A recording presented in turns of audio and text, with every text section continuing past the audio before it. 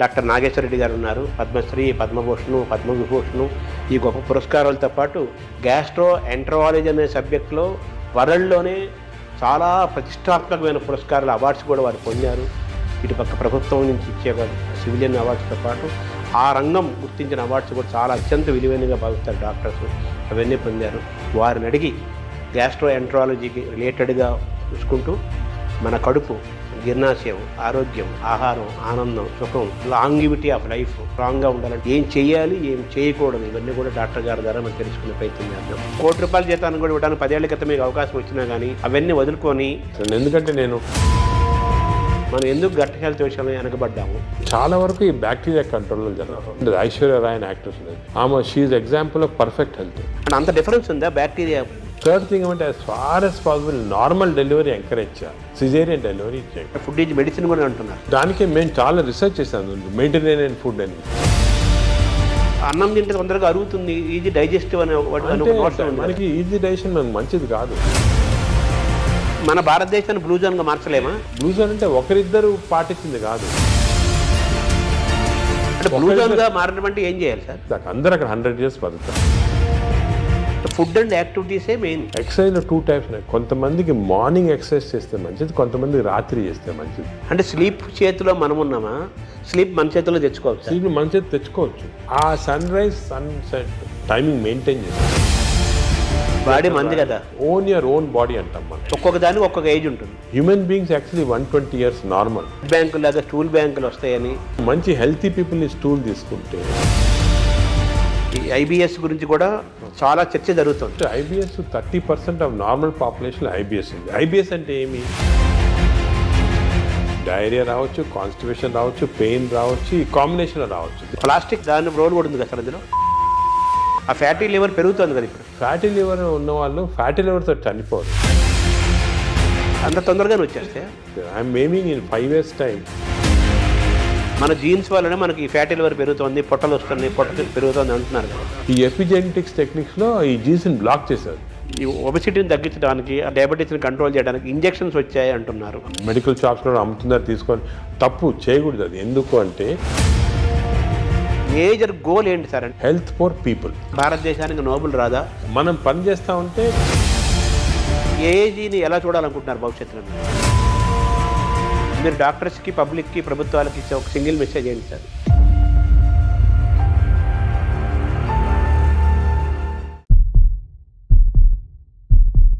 నమస్కారం.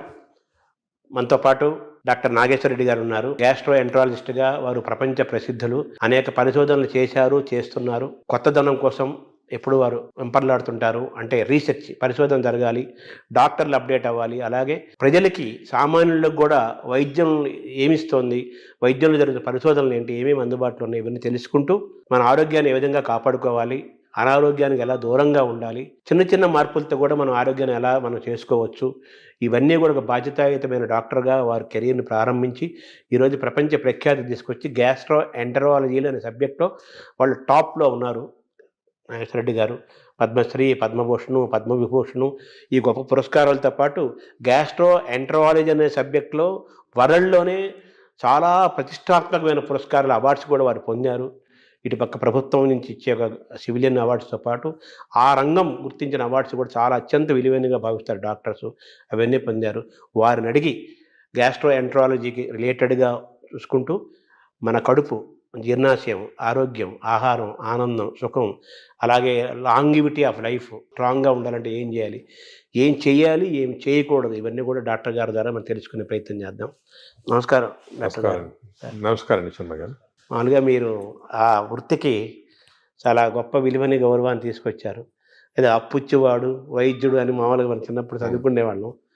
సో ఆ వైద్యుడికి అంత స్థానం ఉంది. సరే, నెగిటివ్ పక్కన పెట్టేస్తే మీలాంటి వాళ్ళ వల్ల మళ్ళీ డాక్టర్లు ఇంత సర్వీస్ ఓరియంటెడ్గా ఉంటారు, ఇంత పబ్లిక్ ఇంట్రెస్ట్తో ఉంటారు, ఇన్ని రీసెర్చ్ చేస్తారు. ఆ వైద్యానికి, ఆ రంగానికి, అలాగే ఆ రాష్ట్రానికి, ఆ దేశానికి కూడా గొప్ప పేరు తీసుకొస్తారని మీలాంటి వాళ్ళ వల్ల మళ్ళీ ఆ వృత్తి యొక్క గౌరవాన్ని మీలాంటి వాళ్ళు కాపాడుతున్నారు. రీసెంట్గా పద్మవిభూషణ్ కూడా వచ్చింది. సో మీకు ముందుగా తెలుగు వారందరి తరపున మీకు అభినందనలు, పబ్లిక్ తరపున మీకు కృతజ్ఞతలు కూడా తెలియజేయాలి. సార్ ఇప్పుడు బాగా వినపడే మాట అన్ని డాక్టర్లు, వాడు కార్డియాలజిస్ట్ అయినా, నెఫ్రాలజిస్ట్ అయినా, న్యూరాలజిస్ట్ అయినా లైఫ్ స్టైల్ మాట్లాడుతున్నారు. ఫస్ట్ లైఫ్ స్టైల్ అంటున్నారు, తర్వాత గట్ హెల్త్ అంటున్నారు. గట్ హెల్త్, మైక్రోబయామ్, దీని గురించే మాట్లాడుతున్నారు కదా. ఏంటి సార్ ఈ గట్ హెల్త్? ఈ గట్ హెల్త్ మనం కాపాడుకోవాలంటే ఏం చేయాలి? మనం ఎందుకు గట్ హెల్త్ విషయంలో వెనకబడ్డాము? గట్ హెల్త్ అనేది మీరు ఈ మధ్యనే వింటున్నారు అన్నమాట టర్మ్, కానీ మా మెడికల్ టర్మినాలజీలో చాలా రోజులుగా ఉంది గట్ హెల్త్ అనేది. దీనికి ఇంపార్టెన్స్ ఎందుకు వచ్చిందంటే, మామూలుగా సాధారణంగా నాన్ డాక్టర్స్ కానీ ఈవెన్ డాక్టర్స్ ఏమనుకునే వాళ్ళు హార్ట్ ఇంపార్టెంట్, చాలా హార్ట్ అండ్ కార్డియాలజిస్ట్కి అప్పుడు ప్రతి వాళ్ళు కార్డియాలజిస్ట్ చూపించుకోవటం, హార్ట్ అటాక్ వస్తుంది, స్టెంట్స్ వేసుకోవటం, హార్ట్ సర్జరీ చేసుకోవటం. అదేవిధంగా బ్రెయిన్ ఇంపార్టెంట్, మెదడులో ఏం రాకూడదని దానికి కరెక్ట్గా మందులు తీసుకోవటం, మెదడుకి కొన్ని ఎక్సర్సైజ్ ఉన్నాయి అవి చేయటము. అదేవిధంగా కిడ్నీస్ కూడా చాలా ఇంపార్టెంట్, లివర్ ఇంపార్టెంట్ అని అందరు అనుకునేవాళ్ళు. కానీ ఇప్పుడు మనకి రీసెంట్గా చాలా రీసెర్చ్ జరిగింది. దీంట్లో ఏం తెలిసిందంటే, ఇవి అన్నిటికీ సెంట్రల్ కంట్రోల్ అని ఒకటి ఉంటుంది. సెంట్రల్ కంట్రోల్ బ్రెయిన్లో లేదు, హార్ట్లో లేదు, కానీ సెంట్రల్ కంట్రోల్ మన పేగుల్లో ఉంది. ఎందుకు అంటే, ఇప్పుడు మీరు న్యాచురల్ ఎవల్యూషన్ చేసి చూసారనుకోండి, ఈ ఎవల్యూషన్లో మామూలుగా చిన్న జంతువుల్లో కూడా మ్యాక్సిమం ఇంపార్టెన్స్ పేగులకి ఇచ్చారు. ఎవల్యూషన్ అంటే nature has given that importance. ఎందుకు అంటే, మనం నార్మల్గా ఆహారం తింటాము, ఆహారం నుంచి ఎనర్జీ వస్తుంది. ఈ ఎనర్జీ ప్రతి ఆర్గన్కి డిస్ట్రిబ్యూట్ అవుతుంది. హార్ట్కి ఎనర్జీ అవసరం, బ్రెయిన్కి ఎనర్జీ అవసరం, కిడ్నీ. ఈ ఎనర్జీ అనేది సెంట్రల్ మాట. ఈ ఎనర్జీ ఎందుకు వస్తుంది? మన ఆహారం తిన్న సరిగా డైజెస్ట్ అయితే ఎనర్జీ వస్తుంది. ఈ కాన్సెప్ట్ అనేది ఇప్పుడు మనకి తెలిసిపోయిన తర్వాత అసలు గట్లో ఇంత ఇంపార్టెన్స్ ఎందుకు ఉంది? మన గట్ అంటే ఆహార వాహిక, అదేవిధంగా జీర్ణాశయము, అదేవిధంగా చిన్న ప్రేగులు, పెద్ద ప్రేగులు, ఒక సిస్టమ్ ఉంది.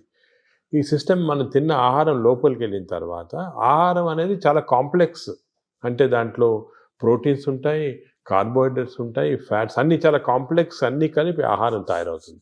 ఈ ఆహారం లోపలికి వెళ్ళిన తర్వాత బాడీ ఏమంటే దీన్ని బ్రేక్ డౌన్ చేస్తుంది. అంటే ప్రోటీన్స్ని అమైనో యాసిడ్స్, అదేవిధంగా ఫ్యాట్స్ని చిన్న ట్రైగ్లిజరైడ్స్ అలాగా, అదేవిధంగా మనం తిన్న కార్బోహైడ్రేట్స్ని గ్లూకోజ్, ఫ్రక్టోజ్, సింపుల్ సబ్స్టెన్సెస్ లాగా, అంటే చాలా ఇంటెలిజెంట్గా మనకున్న ఎంజైమ్స్ బ్రేక్ డౌన్ చేసి ఇవన్నీ కూడా ఆహార లోపలికి మన బ్లడ్ వెజల్స్లోకి అబ్జర్వ్ అయిపోయి న్యూట్రిషన్ అనేది వస్తుంది బాడీ. అంటే ఇట్స్ వెరీ కాంప్లెక్స్ సబ్జెక్ట్. దీని గురించి చాలా వరకు రీసెంట్గానే బాగా క్లియర్గా అర్థమైపోయింది మనకి. ఎందుకంటే సరే ఆహారం తింటాము, ఎనర్జీ వస్తుంది అంటారు కదా, ఇదే కాకుండా ఈ మన హోల్ ఇంటెస్టైనల్ సిస్టమ్స్లో చిన్న న్యూరాన్స్, అంటే మన బ్రెయిన్లో ఉంటాయి న్యూరాన్స్ అంటాం కండి, మన ఇంటెస్టైన్స్లో 100 మిలియన్ న్యూరాన్స్. అంటే మనం అనుకునేది ఇంటెస్టైన్స్ మామూలుగా ఏదో పేగులు డైజెషన్ ఉన్నా, కానీ దాని ఇంటెలిజెన్స్ మాట. అంటే 100 మిలియన్ న్యూరాన్స్ ఉన్నాయంటే ఎంత ఇంటెలిజెన్స్ ఉంటుంది. ప్రతి న్యూరాను అంటే మన పేగులు కూడా ఆలోచిస్తుంటాయి, ఇది మంచి ఆహారమా చెడ్డ ఆహారం, ఈ ఆలోచనని దాంట్లో ఉన్నాయి. అదే కాకుండా ఇంకొక ఇంట్రెస్టింగ్, మన పేగుల్లో హార్మోన్స్ ప్రొడ్యూస్ చేస్తాయి, neuro endocrine tumours. Neuro endocrine cells మనకి బాడీలో అంతా హార్మోన్స్, అంటే థైరాయిడ్ ఉంది, అదేవిధంగా ప్యాన్క్రియాస్లో ఇన్సులిన్ వస్తుంది, పారాథైరాయిడ్ ఉంది. ఇవన్నీ కూడా హార్మోన్స్ డిఫరెంట్ బాడీ సిస్టమ్స్లో ఉన్నాయి. కానీ మన ప్రేగుల్లో అన్ని బాడీలో ఉన్న హార్మోన్స్లో ఉన్న సెల్స్ కన్నా కూడా ఎక్కువ సెల్స్ ఇంటెస్టైన్స్లో ఉన్నాయి. అంటే ప్రేగుల్లో నరాలు ఉన్నాయి, అదేవిధంగా హార్మోన్స్ ఉన్నాయి. ఇవన్నీ కోఆర్డినేటెడ్ మెకానిజంగా పనిచేస్తాయి. ఇప్పుడు మనకి నాలెడ్జ్ వచ్చింది. అంటే మనం ఆహారం, ఫర్ ఎగ్జాంపుల్ గ్లూకోజ్ తిన్నాం అనుకోండి, ఎక్కువ గ్లూకోజ్ తింటే, అంటే ఎక్కువ షుగర్ తింటే షుగర్ ఎక్కువ అవుతుంది బాడీలో అని మనకు తెలుసు. కానీ ఇప్పుడు తెలిసిందంటే అంత సింపుల్ కాదు. మనం తిన్న ఆహారం అంటే గ్లూకోజ్ కానీ ఏదన్నా కానీ షుగర్ కానీ బాడీలోకి వెళ్ళిన తర్వాత బాడీలో చిన్న ప్రేగులో సెన్సర్స్ ఉంటాయి. ఇది గ్లూకోజ్ని లోపల తీసుకుంటామా వద్దా, తీసుకుంటే బాడీకి ఏ పార్ట్కి పంపిస్తాము, అంటే నరాలు, హార్మోన్స్ అన్నీ కోఆర్డినేట్, చాలా ఎలక్ట్రికల్ సిస్టమ్లా కోఆర్డినేషన్ జరిగి ఇంటెలిజెన్స్ సిస్టమ్ అంటాం దాన్ని. ఆ ఇంటెలిజెన్స్ సిస్టమ్ తోటి ఆ బాడీలో ఎంత అబ్జర్వ్ కావాలో, ఎక్కడెక్కడికి వెళ్ళాలో అవన్నీ కూడా డిసైడ్ చేస్తుంది బాడీ. దిస్ ఈజ్ మన ఆర్టిఫిషియల్ ఇంటెలిజెన్స్ కన్నా ఈ ఇంటెలిజెన్స్ ఎక్కువ బాడీలో. ఇన్ని రోజులు తెలియలేదు, ఇప్పుడు తెలుస్తుంది మనకి. సో హార్మోన్స్, నరాలు. అదేవిధంగా థర్డ్ కాంపోనెంట్ ఇప్పుడు వచ్చింది. థర్డ్ కాంపోనెంట్ ఏమంటే, మనం ఏమనుకున్నాము అంటే మనం తిన్న ఆహారం ప్రకారము మన బాడీ సిస్టమ్ ప్రకారం జరుగుతున్నాయి, కానీ అవన్నీ కరెక్ట్ కాదు. ఇప్పుడు మనకేం తెలిసిందంటే మన ప్రేగుల్లో, అంటే ఎస్పెషల్లీ చిన్న ప్రేగుల్లో, పెద్ద ప్రేగుల్లో బ్యాక్టీరియా, వైరస్, ఫంగై 3 ఉంటాయన్నమాట. బ్యాక్టీరియా, ఇవేమంటే దిస్ ఆర్ కాల్డ్ మైక్రోబయామ్. ఈ మైక్రోబయామ్ అనేది మనకున్న సెల్స్ కన్నా, బాడీలో సెల్స్ కన్నా ఈ మైక్రోబయామ్ సెల్స్ ఎక్కువ. అంటే బ్యాక్టీరియా ఎక్కువ, వైరస్ ఎక్కువ, ఫంగై ఎక్కువ. ఇవి జీన్స్, దీంట్లో జీన్స్ మనం లెక్క పెట్టగలిగితే ఈ జీన్స్ దీంట్లో 2 మిలియన్ జీన్స్ ఉన్నాయి. మన బాడీలో 20,000 జీన్స్ ఉన్నాయి. అంటే మనకి we're completely controlled by this microbiome bacteria. ఎందుకంటే అన్ని జీన్స్ ఉన్నాయి దాంట్లో. అంటే మన డిఎన్ఏ దానికి రిలేటెడ్ ఉంటుంది. డిఎన్ఏ, మన డిఎన్ఏ బ్యాక్టీరియా డిఎన్ఏ కాన్స్టెంట్గా they are touching each other, talking to each other. మన ఆహారం ఎంత తీసుకున్నా డైజెషన్ అది జరుగుతుంది కదా, ఎంత అబ్జర్వ్ కావాలి, ఎంత వెళ్ళాలని ఈ క్రాస్ టాక్ వల్ల జరుగుతూ ఉంది. మనం తిన్నదానిపైన డిసైడ్ కాదు, ఈ మైక్రోబయామ్ పైన కూడా డిసైడ్ అవుతుంది. సపోజ్ మంచి మైక్రోబయామ్ ఉందనుకోండి, మనని ప్రొటెక్ట్ చేస్తుంది. అరే ఈ బాడీని ప్రొటెక్ట్ చేయాలి, మనం ఈ బాడీలో ఉన్నాము, దీన్ని ప్రొటెక్ట్ చేయాలా అండ్ మంచి సబ్స్టెన్సెస్ అబ్జర్వ్ చేసి చెడ్డ సబ్స్టెన్సెస్ బయటికి పంపించేస్తుంది, మన మోషన్ ద్వారా వచ్చేస్తుంది. అదే చెడ్డ మైక్రోబయామ్ ఉన్నాయనుకోండి, అంటే ఇది ఎలాగంటే ఎగ్జాంపుల్, ఒక దేశంలో ప్రజలు ఉంటారు, మంచి ప్రజలు ఉంటారు, చెడ్డ ప్రజలు ఉంటారు. మంచి ప్రజలు ఈ దేశానికి ఏమైనా చేయాలా, అవి చేయాలా అని ఆలోచిస్తూ ఉంటారు. అదే చెడ్డ ప్రజలు టెర్రరిస్ట్ ఎలా దీన్ని డిస్ట్రాయ్ చేస్తాము అని. మన బ్యాక్టీరియా కూడా బాడీలో అలాగే, మంచి ప్రజలు చెడ్డ ప్రజలు ఉన్నట్టు మంచి బ్యాక్టీరియా, చెడ్డ bacteria, good bacteria, bad bacteria. ఈ బ్యాడ్ బ్యాక్టీరియా ఎప్పుడు ఇలా బాడీని ఎలా డిస్ట్రాయ్ చేస్తాము, ఈ బాడీలో షుగర్ ఎలా ప్రొడ్యూస్ చేస్తాము, ఈ బాడీకి హార్ట్ ఎలాగ చెడిపేస్తాము, ఈ బాడీకి బ్రెయిన్ ఎలా చెడిపేస్తాము, కాన్స్టెంట్గా ఉంటాయి. So there is a constant big battle మన ప్రేగుల్లో. బ్యాడ్ బ్యాక్టీరియా, గుడ్ బ్యాక్టీరియాకి ఇప్పుడు వార్ జరుగుతూ ఉంది. లోపల పెద్ద సైన్యం ఉంది, లోపల సైన్యం ఉంది. అంటే మిలియన్స్ మన అంత పెద్ద సైన్యం. మనకి గుడ్ బ్యాక్టీరియా గెలిస్తే మనకి మంచిది బాడీకి. సో ఈ heart attacks, brain strokes, kidney damage ఇవన్నీ కూడా కొంతవరకు మనం అనుకున్నట్టు ఫిజియాలజీ ప్రకారం జరుగుతుంది, కానీ చాలా వరకు ఈ బ్యాక్టీరియా కంట్రోల్లో జరుగుతుంది. మనకు తెలిసిపోయింది ఇప్పుడు. దానికే మనం చూస్తుంటే కొంతమంది అది ఏదంటే తింటారు, నాకేం జబ్బులు రావు అంటారు. ఫర్ ఎగ్జాంపుల్, ఫేమస్ ఎగ్జాంపుల్ మనకి ఒక యాక్ట్రెస్ ఉండేది, ఐశ్వర్య రాయ్ అని యాక్ట్రెస్ ఉండేది. ఆమె she's example of perfect health. అందరు అడిగేవాళ్ళు మీరు ఏం చేస్తారు, ఎక్సర్సైజ్ ఏం తింటారు, ఆమె ఏం లేదండి, ఏం చేయటం లేదు, మన న్యాచురల్ బాడీ. అప్పుడు ఊరికనే అందరు ఎలాగ natural, this is a natural. అంటే మన మంచి బ్యాక్టీరియా ఉంటే బాడీ గ్లో వస్తుంది, స్కిన్ గ్లో వస్తుంది, అదేవిధంగా షుగర్ కంట్రోల్లో ఉంటుంది. సో ఇది ఫండమెంటల్గా ఇది తెలిసిపోయింది ఇప్పుడు మనకి. సో మోస్ట్ ఇంపార్టెంట్ ఇప్పుడు ప్రజలు అడిగేది ఏమంటే how to have good bacteria, how to avoid bad bacteria. ఇది అనేది ఫండమెంటల్ క్వశ్చన్ వచ్చింది మనకి. దీని గురించి చాలా రీసెర్చ్ జరుగుతుంది. ఇంకో ఫండమెంటల్ క్వశ్చన్ మా వాళ్ళు చాలామంది నన్ను అడుగుతుంటారు, అది ఇన్ని సంవత్సరాలుగా మనం చూస్తున్నాం కదా, ఇది ఎందుకు తెలియదు, ఈ నాలెడ్జ్ ఎందుకు లేదు? ఈ బ్యాక్టీరియా గురించి ఇప్పుడే 2-3 సంవత్సరాలుగా మాట్లాడుతున్నారు అందరూ, మీరు కూడా 2-3 సంవత్సరాలుగా ఎందుకు తెలియలేదంటే, ఈ బ్యాక్టీరియా అనేది లోపల ఉంటాయి కదా, దీన్ని తీసి కల్చర్ చేసి స్టడీ చేసే టెక్నిక్స్ మన దగ్గర లేవు ఇన్ని రోజులు. గత 3-4 సంవత్సరాలుగా మెటాజీనోమిక్స్ అని కొత్త టెక్నాలజీ వచ్చింది. అంటే ఈ బ్యాక్టీరియా తీసి మనం జీనోమిక్ స్టడీస్ చేసి ఏ బ్యాక్టీరియా ఎన్ని ఉన్నాయి అవన్నీ కూడా జస్ట్ 2-3 ఇయర్స్గానే నాలెడ్జ్ వచ్చింది. దానివల్ల మనకు అంతా ఇప్పుడు తెలిసింది. That's why are so excited about this knowledge. ఎందుకంటే ఈ కొత్త నాలెడ్జ్ ఇప్పుడు వచ్చింది కదా, ఇవన్నీ క్లారిఫై అయిపోతున్నాయి పాయింట్స్. మెటాజీనోమిక్స్ అని మేము మా హాస్పిటల్లో పెద్ద ల్యాబ్స్ పెట్టాము. మెటబాలోమిక్స్, దాని తర్వాత మెటాజీనోమిక్స్, మైక్రోబయామ్ ల్యాబ్ అని స్టార్ట్ చేసి ఇవన్నీ స్టడీ చేస్తున్నాం. అంటే ఈ మైక్రోబయామ్స్ ఉన్నాయి కదా, అవి కూడా దే ఆర్ ప్రొడ్యూసింగ్ సబ్స్టెన్సెస్, ఈ అన్ని మెటబోలైట్స్ అంటారు. దాని స్టడీకి మెటబాలామిక్స్. మేము we're started a mass spectroscopy అని ఒక పెద్ద ఇన్స్ట్రుమెంట్, అది తీసుకొని స్టడీ చేస్తున్నాం. ఏ బ్యాక్టీరియా ఏది ప్రొడ్యూస్ చేస్తుంది మన బాడీలో. For example, there is a chemical called TMAO, TMAO. ఈ TMAO ప్రొడ్యూస్ చేసే బ్యాక్టీరియా ఎక్కువైతే ఆ ఎక్కువ సబ్స్టెన్స్ వెళ్ళి హార్ట్ అటాక్స్ ఇస్తుంది. So heart attack is not because of any clogging and all, is because of TMAO. So ఈ bacteria eliminate చేస్తే మనకి ఛాన్స్ తగ్గిపోతుంది హార్ట్ అటాక్. అదేవిధంగా బ్రెయిన్లో 2 సబ్స్టెన్సెస్ చాలా ఇంపార్టెంట్, డోపమిన్ అండ్ సెరటోనిన్. ఈ 2 కెమికల్స్ ఆర్ వెరీ ఇంపార్టెంట్. వాటి యొక్క చర్యలు ఏంటి సార్? ఇవి ఏం చేస్తాయి, డోపమిన్ ఈ బ్లడ్లో నుంచి బ్రెయిన్కి వెళ్ళిపోయి బ్రెయిన్ని స్టిమ్యులేట్ చేసి మనం మంచి థింకింగ్, స్మార్ట్ థింకింగ్, డల్నెస్ తగ్గించేస్తాయి, డిప్రెషన్ తగ్గించేస్తాయి. ఇవన్నీ కెమికల్స్ చేస్తామండి బ్రెయిన్లో. ఇంతకుముందు మనము కొంతమంది ఆర్టిఫిషియల్గా తీసుకునేవాళ్ళు, కానీ అది మంచిది కాదు. ఇంతకుముందు ఏమనుకున్నామంటే ఫుడ్, ఫర్ ఎగ్జాంపుల్ ఆల్మండ్స్ తింటే మంచిది, దాంట్లో సెరటోనిన్ ఇంక్రీజ్ అవుతాయని అనుకునేవాళ్ళు. కానీ ఫుడ్ డైరెక్ట్గా దానివల్ల కాదు. ఈ ఫుడ్, మనం తిన్న ఫుడ్ని బ్యాక్టీరియా తీసుకొని, ఫర్ ఎగ్జాంపుల్ మనం బాదం తిన్నామనుకోండి, మంచి బ్యాక్టీరియా ఉంటే ఈ బాదంని లో ఉన్న ట్రిప్టోఫాన్ని సెరటిన్ లాగా మార్చేస్తుంది బాడీకి. సెరటిన్ అంటే బ్యాక్టీరియా ప్రొడ్యూసింగ్ సెరటిన్, డోపమిన్, ఇవన్నీ కూడా ఇవి కూడా మంచి గుడ్ బ్యాక్టీరియా. డోపమిన్ వల్ల సార్ దానివల్ల ఏం జరుగుతుంది? డోపమిన్ వల్ల అగైన్ బాడీ యాక్ట్, ఎనర్జీ వస్తుంది, ఎక్సర్సైజ్ చేయాలనిపిస్తుంది, పాజిటివ్ థాట్స్ వస్తాయి. ఈ డోపమిన్ తక్కువ ఉన్న వాళ్ళు ఎప్పుడు డల్గా కూర్చొని ఎక్సర్సైజ్ చేయరు, దానివల్ల బద్ధంగా వచ్చే ఫ్యాట్, బాడీలో బాగా ఫ్యాట్ రావడం అవన్నీ అలా వస్తాయి. ఈ స్లీప్లెస్నెస్ అవన్నీ కూడా బ్యాక్టీరియాకి సంబంధించి.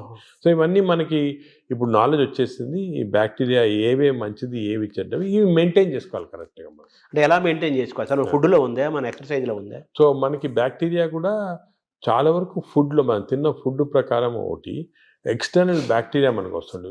ఇది 3 ఇంపార్టెంట్ రీజన్స్ మనకు తెలియాలి, ప్రజలు కూడా తెలియాలి. ఏమంటే మనకి ఒరిజినల్గా పుట్టుకతోటే బ్యాక్టీరియా వస్తాయి బాడీలో, ఆహారం నుంచి. న్యూ బార్న్ ఆహారం తింది కదా, ఆహారం లేకుండా బ్యాక్టీరియా పుట్టుకతో. ఎలాగంటే మదర్ నుంచి డెలివరీలో వచ్చేస్తుంది బ్యాక్టీరియా. అంటే మన తొలి జీవే బ్యాక్టీరియా అని చెప్పచ్చా? అంటే తొలి జీవి అని కాదు, మనం పుట్టినప్పుడు మన కడుపులో స్టెరైల్గా ఉండవు, బ్యాక్టీరియా ఉంటాయి. ఎందుకు అంటే ఈ ఒకటి మన మదర్ ప్లెసెంటా ఉంటుంది కదా, లోపల బర్త్ అవుట్ ప్లెసెంటాలో కొంతవరకు బ్యాక్టీరియా వెళ్ళిపోతాయి. అంటే ఆమ్నియాటిక్ ఫ్లూయిడ్ అని ఉంటుంది దాంట్లో బ్యాక్టీరియా. అదేవిధంగా బర్త్ కెనాల్ నుంచి పాస్ అయినప్పుడు బేబీ బ్యాక్టీరియా కొన్ని మింగేస్తాయి మదర్ బేబీ. దానికే మేము చాలా రీసెర్చ్ జరిగింది దీని గురించి. ఏం కనుక్కున్నామంటే, మనకి suppose baby is born natural birth, antibiotics వాడలేదు 6 months, మదర్స్ మిల్క్ ఇచ్చామనుకోండి, మదర్స్ మిల్క్ 6 months వాడితే మంచి బ్యాక్టీరియా ఉంటాయి పుట్టుకతోటి. 6 months తర్వాత మంచి బ్యాక్టీరియా. అదే కాకుండా ఈ సిజేరియన్ డెలివరీ చేసి బ్రెస్ట్ మిల్క్ ఇవ్వకపోతే యాంటీబయాటిక్స్ ఫస్ట్ 6 monthsలో వాడితే చిల్డ్రన్లో బ్యాక్టీరియా మార్పులు వచ్చేస్తాయి, చెడ్డ బ్యాక్టీరియా ఉంటాయి. సో పుట్టుకతోటి we're starting with advantage or disadvantage. Advantage or disadvantage పాపం మా బేబీ డిసైడ్ చేయదు, మదరు, పేరెంట్స్, డాక్టర్ వాళ్ళు డిసైడ్ చేస్తారు. అంటే ప్రెగ్నెన్సీ దశలోనే ప్రీ ప్రెగ్నెన్సీ దశ నుంచే చూడాలంటారా? అంటే ప్రీ అంటే మనకి యాంటీబయాటిక్స్ మదర్ కూడా వాడకూడదు, ఎంత తక్కువ వాడితే అంత మంచిది. బేబీకి 6 months దాకా అసలు యాంటీబయాటిక్ వాడకపోతే మంచిది. ఇంకోటి ఫీడింగ్ కూడా మనం ఎంకరేజ్ చేయాలి. ఊర్లలో చేసేవాళ్ళు ఇంతకుముందు, ఇప్పుడు ఏదో సిటీస్లో అంతా ఫ్యాషన్ అయిపోయింది ఈ డబ్బా పాలియటం అని, అవన్నీ పోవాలి.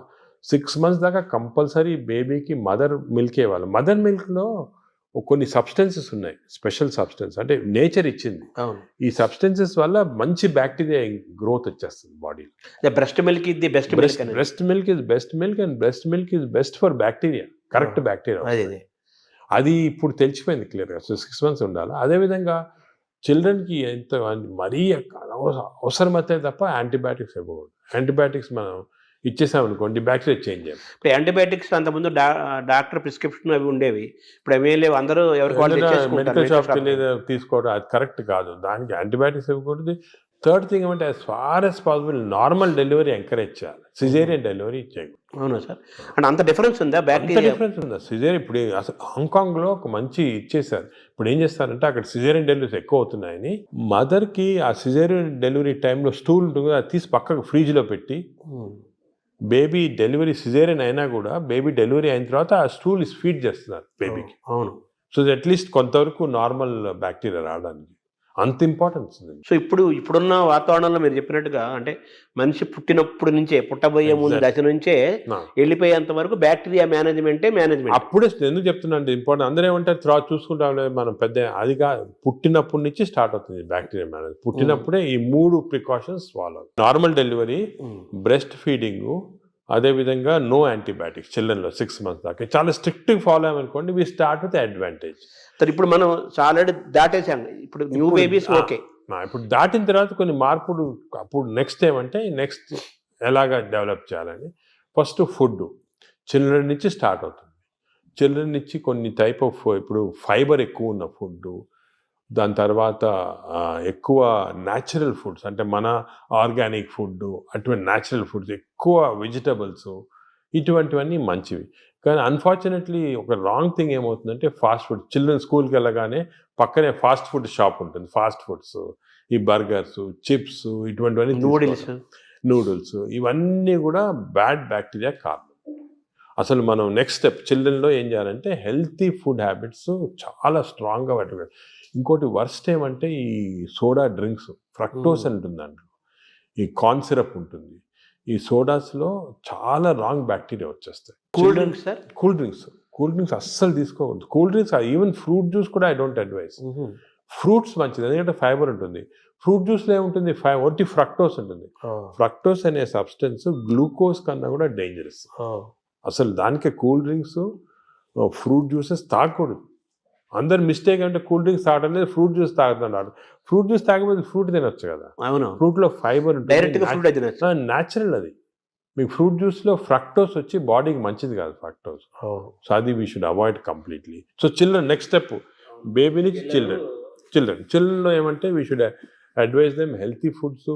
ఈ మిడ్ డే మీల్స్ కూడా స్కూల్లో పెడతారు, అవి కూడా ఒకటేమంటే ఈ ఫాస్ట్ ఫుడ్స్ అవాయిడ్ చేయాలి. Second, hygiene important. ఇప్పుడు ఏమంటే ఈ మిడ్ డే మీల్స్ కుకింగ్లో మనం చూస్తుంటాం, చాలా బ్యాడ్ హైజీన్ వల్ల బ్యాడ్ బ్యాక్టీరియా వస్తుంది. అది కూడా కొంచెం కంట్రోల్ చేయాలి. ఫైబర్ అది కంట్రోల్ చేయాలి, చాలా important. So these are all very important children లెవెల్లో. ఇంకోటి, చిల్డ్రన్లో ఫిజికల్ యాక్టివిటీ బాగుంటే మంచి బ్యాక్టీరియా వస్తున్నాయని అది కూడా తెలిసిపోయింది మనకి. అంటే యాక్టివిటీ సెల్ ఫోన్కి అటాచ్ అయిపోతున్నారు అంతే, అది తప్పది. సో చిల్డ్రన్లో ఫిజికల్ యాక్టివిటీ వల్ల కూడా బ్యాక్టీరియా చేంజ్ అవుతున్నాయి. So we have to encourage sports, physical activity. So మంచి nutrition, hygienic nutrition, organic food, అదేవిధంగా physical activity. Avoid juices, fruit juices కానీ సోడాస్ కానీ, avoid unhygienic food, avoid fast foods. Simple. అంటే చిన్నపిల్లలు, teenagers, adolescence, తర్వాత అలా age పెరుగుతూ next age. ఇప్పుడు ఏమంటే ఇంకోటి బ్యాక్టీరియా ఏం చూసామంటే, చిన్నప్పుడు మార్పులు చేయటం సులభం, పెద్ద అయిన తర్వాత కష్టం. అంత ఈజీ కాదు, చాలా ఎఫర్ట్ పెట్టాలి పెద్ద అయిన తర్వాత చేంజ్ చేయడానికి. మీరు ఫుడ్ అనేది చాలా ఇంపార్టెంట్, ఫుడ్ ఈజ్ మెడిసిన్ కూడా అంటున్నారు. ఆ ఫుడ్ దానికే మేము చాలా రీసెర్చ్ చేసాము, మెడిటరేనియన్ ఫుడ్ అని. ఫర్ ఎగ్జాంపుల్ కొన్ని టైప్స్ ఆఫ్ ఫుడ్, ఈ కోకోనట్ వాటర్ అనుకోండి, 2 గ్లాసులు కోకోనట్ వాటర్ తాగితే మంచి బ్యాక్టీరియా ఉంటుంది. అదేవిధంగా బ్లాక్ కాఫీ. అసలు మిల్క్ అనేది రాంగ్ కాన్సెప్ట్. పెరుగు మంచిది కానీ పాలు మంచిది. ప్రోబయోటిక్ అంటారు కదా, పెరుగులో ప్రోబయోటిక్స్ ఉంటాయి. ప్రోబయోటిక్స్ జనరల్, పాలు మంచిది కాదు. ఎందుకంటే మనం వేరే స్పీసీస్ పాలు తాగుతున్నాం. మదర్ మిల్క్ మంచిది బేబీకి. అవును, 6 months అయిన తర్వాత వేరే స్పీసీస్ పాలు మంచిది కాదు. ఎందుకంటే పాలు, ఒక స్పీసీస్లో పాలు is meant only for that species. ఇప్పుడు ఆవు పాలు అనుకోండి, ఆవు పాలు అంటే దూడకు మంచిది, అది గ్రోత్కి మంచిది, చాలా ఎక్స్పోనెన్షియల్ గ్రోత్ అవుతుంది బేబీ. కాఫీ మంచిది కానీ వేరే మనం తాగటం మంచిది. అంటే మన వాళ్ళు ఆయుర్వేదం కూడా మనం సెకండ్ మాట్లాడుకుంటే వాళ్ళు ఏమంటారంటే ఆవు నెయ్యి, ఆవు పాలు, ఆవు ద్వారా వచ్చేదంతా కూడా మనకు మంచిది, బ్రెయిన్. ఆవు పాలు కాదు, ఆవు గీ పర్వాలేదు కానీ ఆవు పాలు మనకి కర్డ్స్ ఫామ్లో, అటువంటి ఫామ్లో మంచిగా. యాక్చువల్ మిల్క్ తీసుకుంటే దట్ ఆవు పాలు మెంట్ ఓన్లీ ఫర్ కాఫ్, అంటే వాళ్ళ పిల్లలకి అంతే. మనం వేరే స్పీసీస్ పాలు దాటం కరెక్ట్ కాదు, అది నేచర్ అగైన్స్ట్.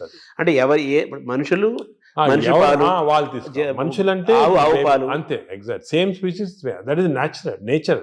మన నేచర్ కి వ్యతిరేకంగా వెళ్తుంది. సో ఆవు నెయ్యి మంచిది అంటారు కదా, బ్రెయిన్ మంచిదని కాదు, అంటే కొంతవరకు ఇంతకుముందు నెయ్యి తీసుకోవడం మంచిది కాదు అంటే, ఇప్పుడు కొంతవరకు లిమిటెడ్ క్వాంటిటీస్ లో పర్వాలేదు నేను వచ్చింది, అంతేగాని మంచిదని కాదు, ఎక్కువ తీసుకోవడం మంచిది అలా కాదు. ఇందులో ఈ జర్నీలో అవాయిడ్ వైట్స్ అనేది ఒక పెద్ద ప్రచారం జరుగుతుంది కదా సార్, అది అవాయిడ్ ఏదంటారు?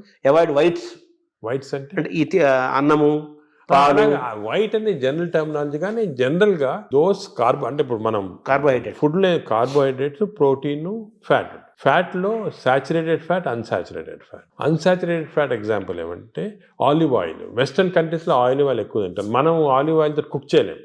ఆలివ్ ఆయిల్ కుక్ చేస్తే అది చెడిపోతుంది. దానికే రైస్ బ్రాన్ ఆయిల్ అని ఉంది.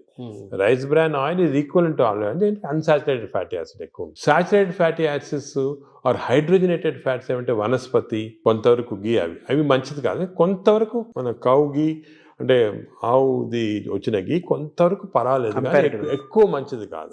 అన్నం కూడా తినొద్దు అంటున్నారు కదా వైట్స్ లో, అది ఫ్యాట్స్ పార్ట్. సో ఎక్కువ అన్సాచురేటెడ్ ఫ్యాటీ యాసిడ్స్ అవి మంచిది. హైడ్రోజనేటెడ్ ఫ్యాటీ యాసిడ్స్ వనస్పతి లాంటిది అవి మంచిది కాదు.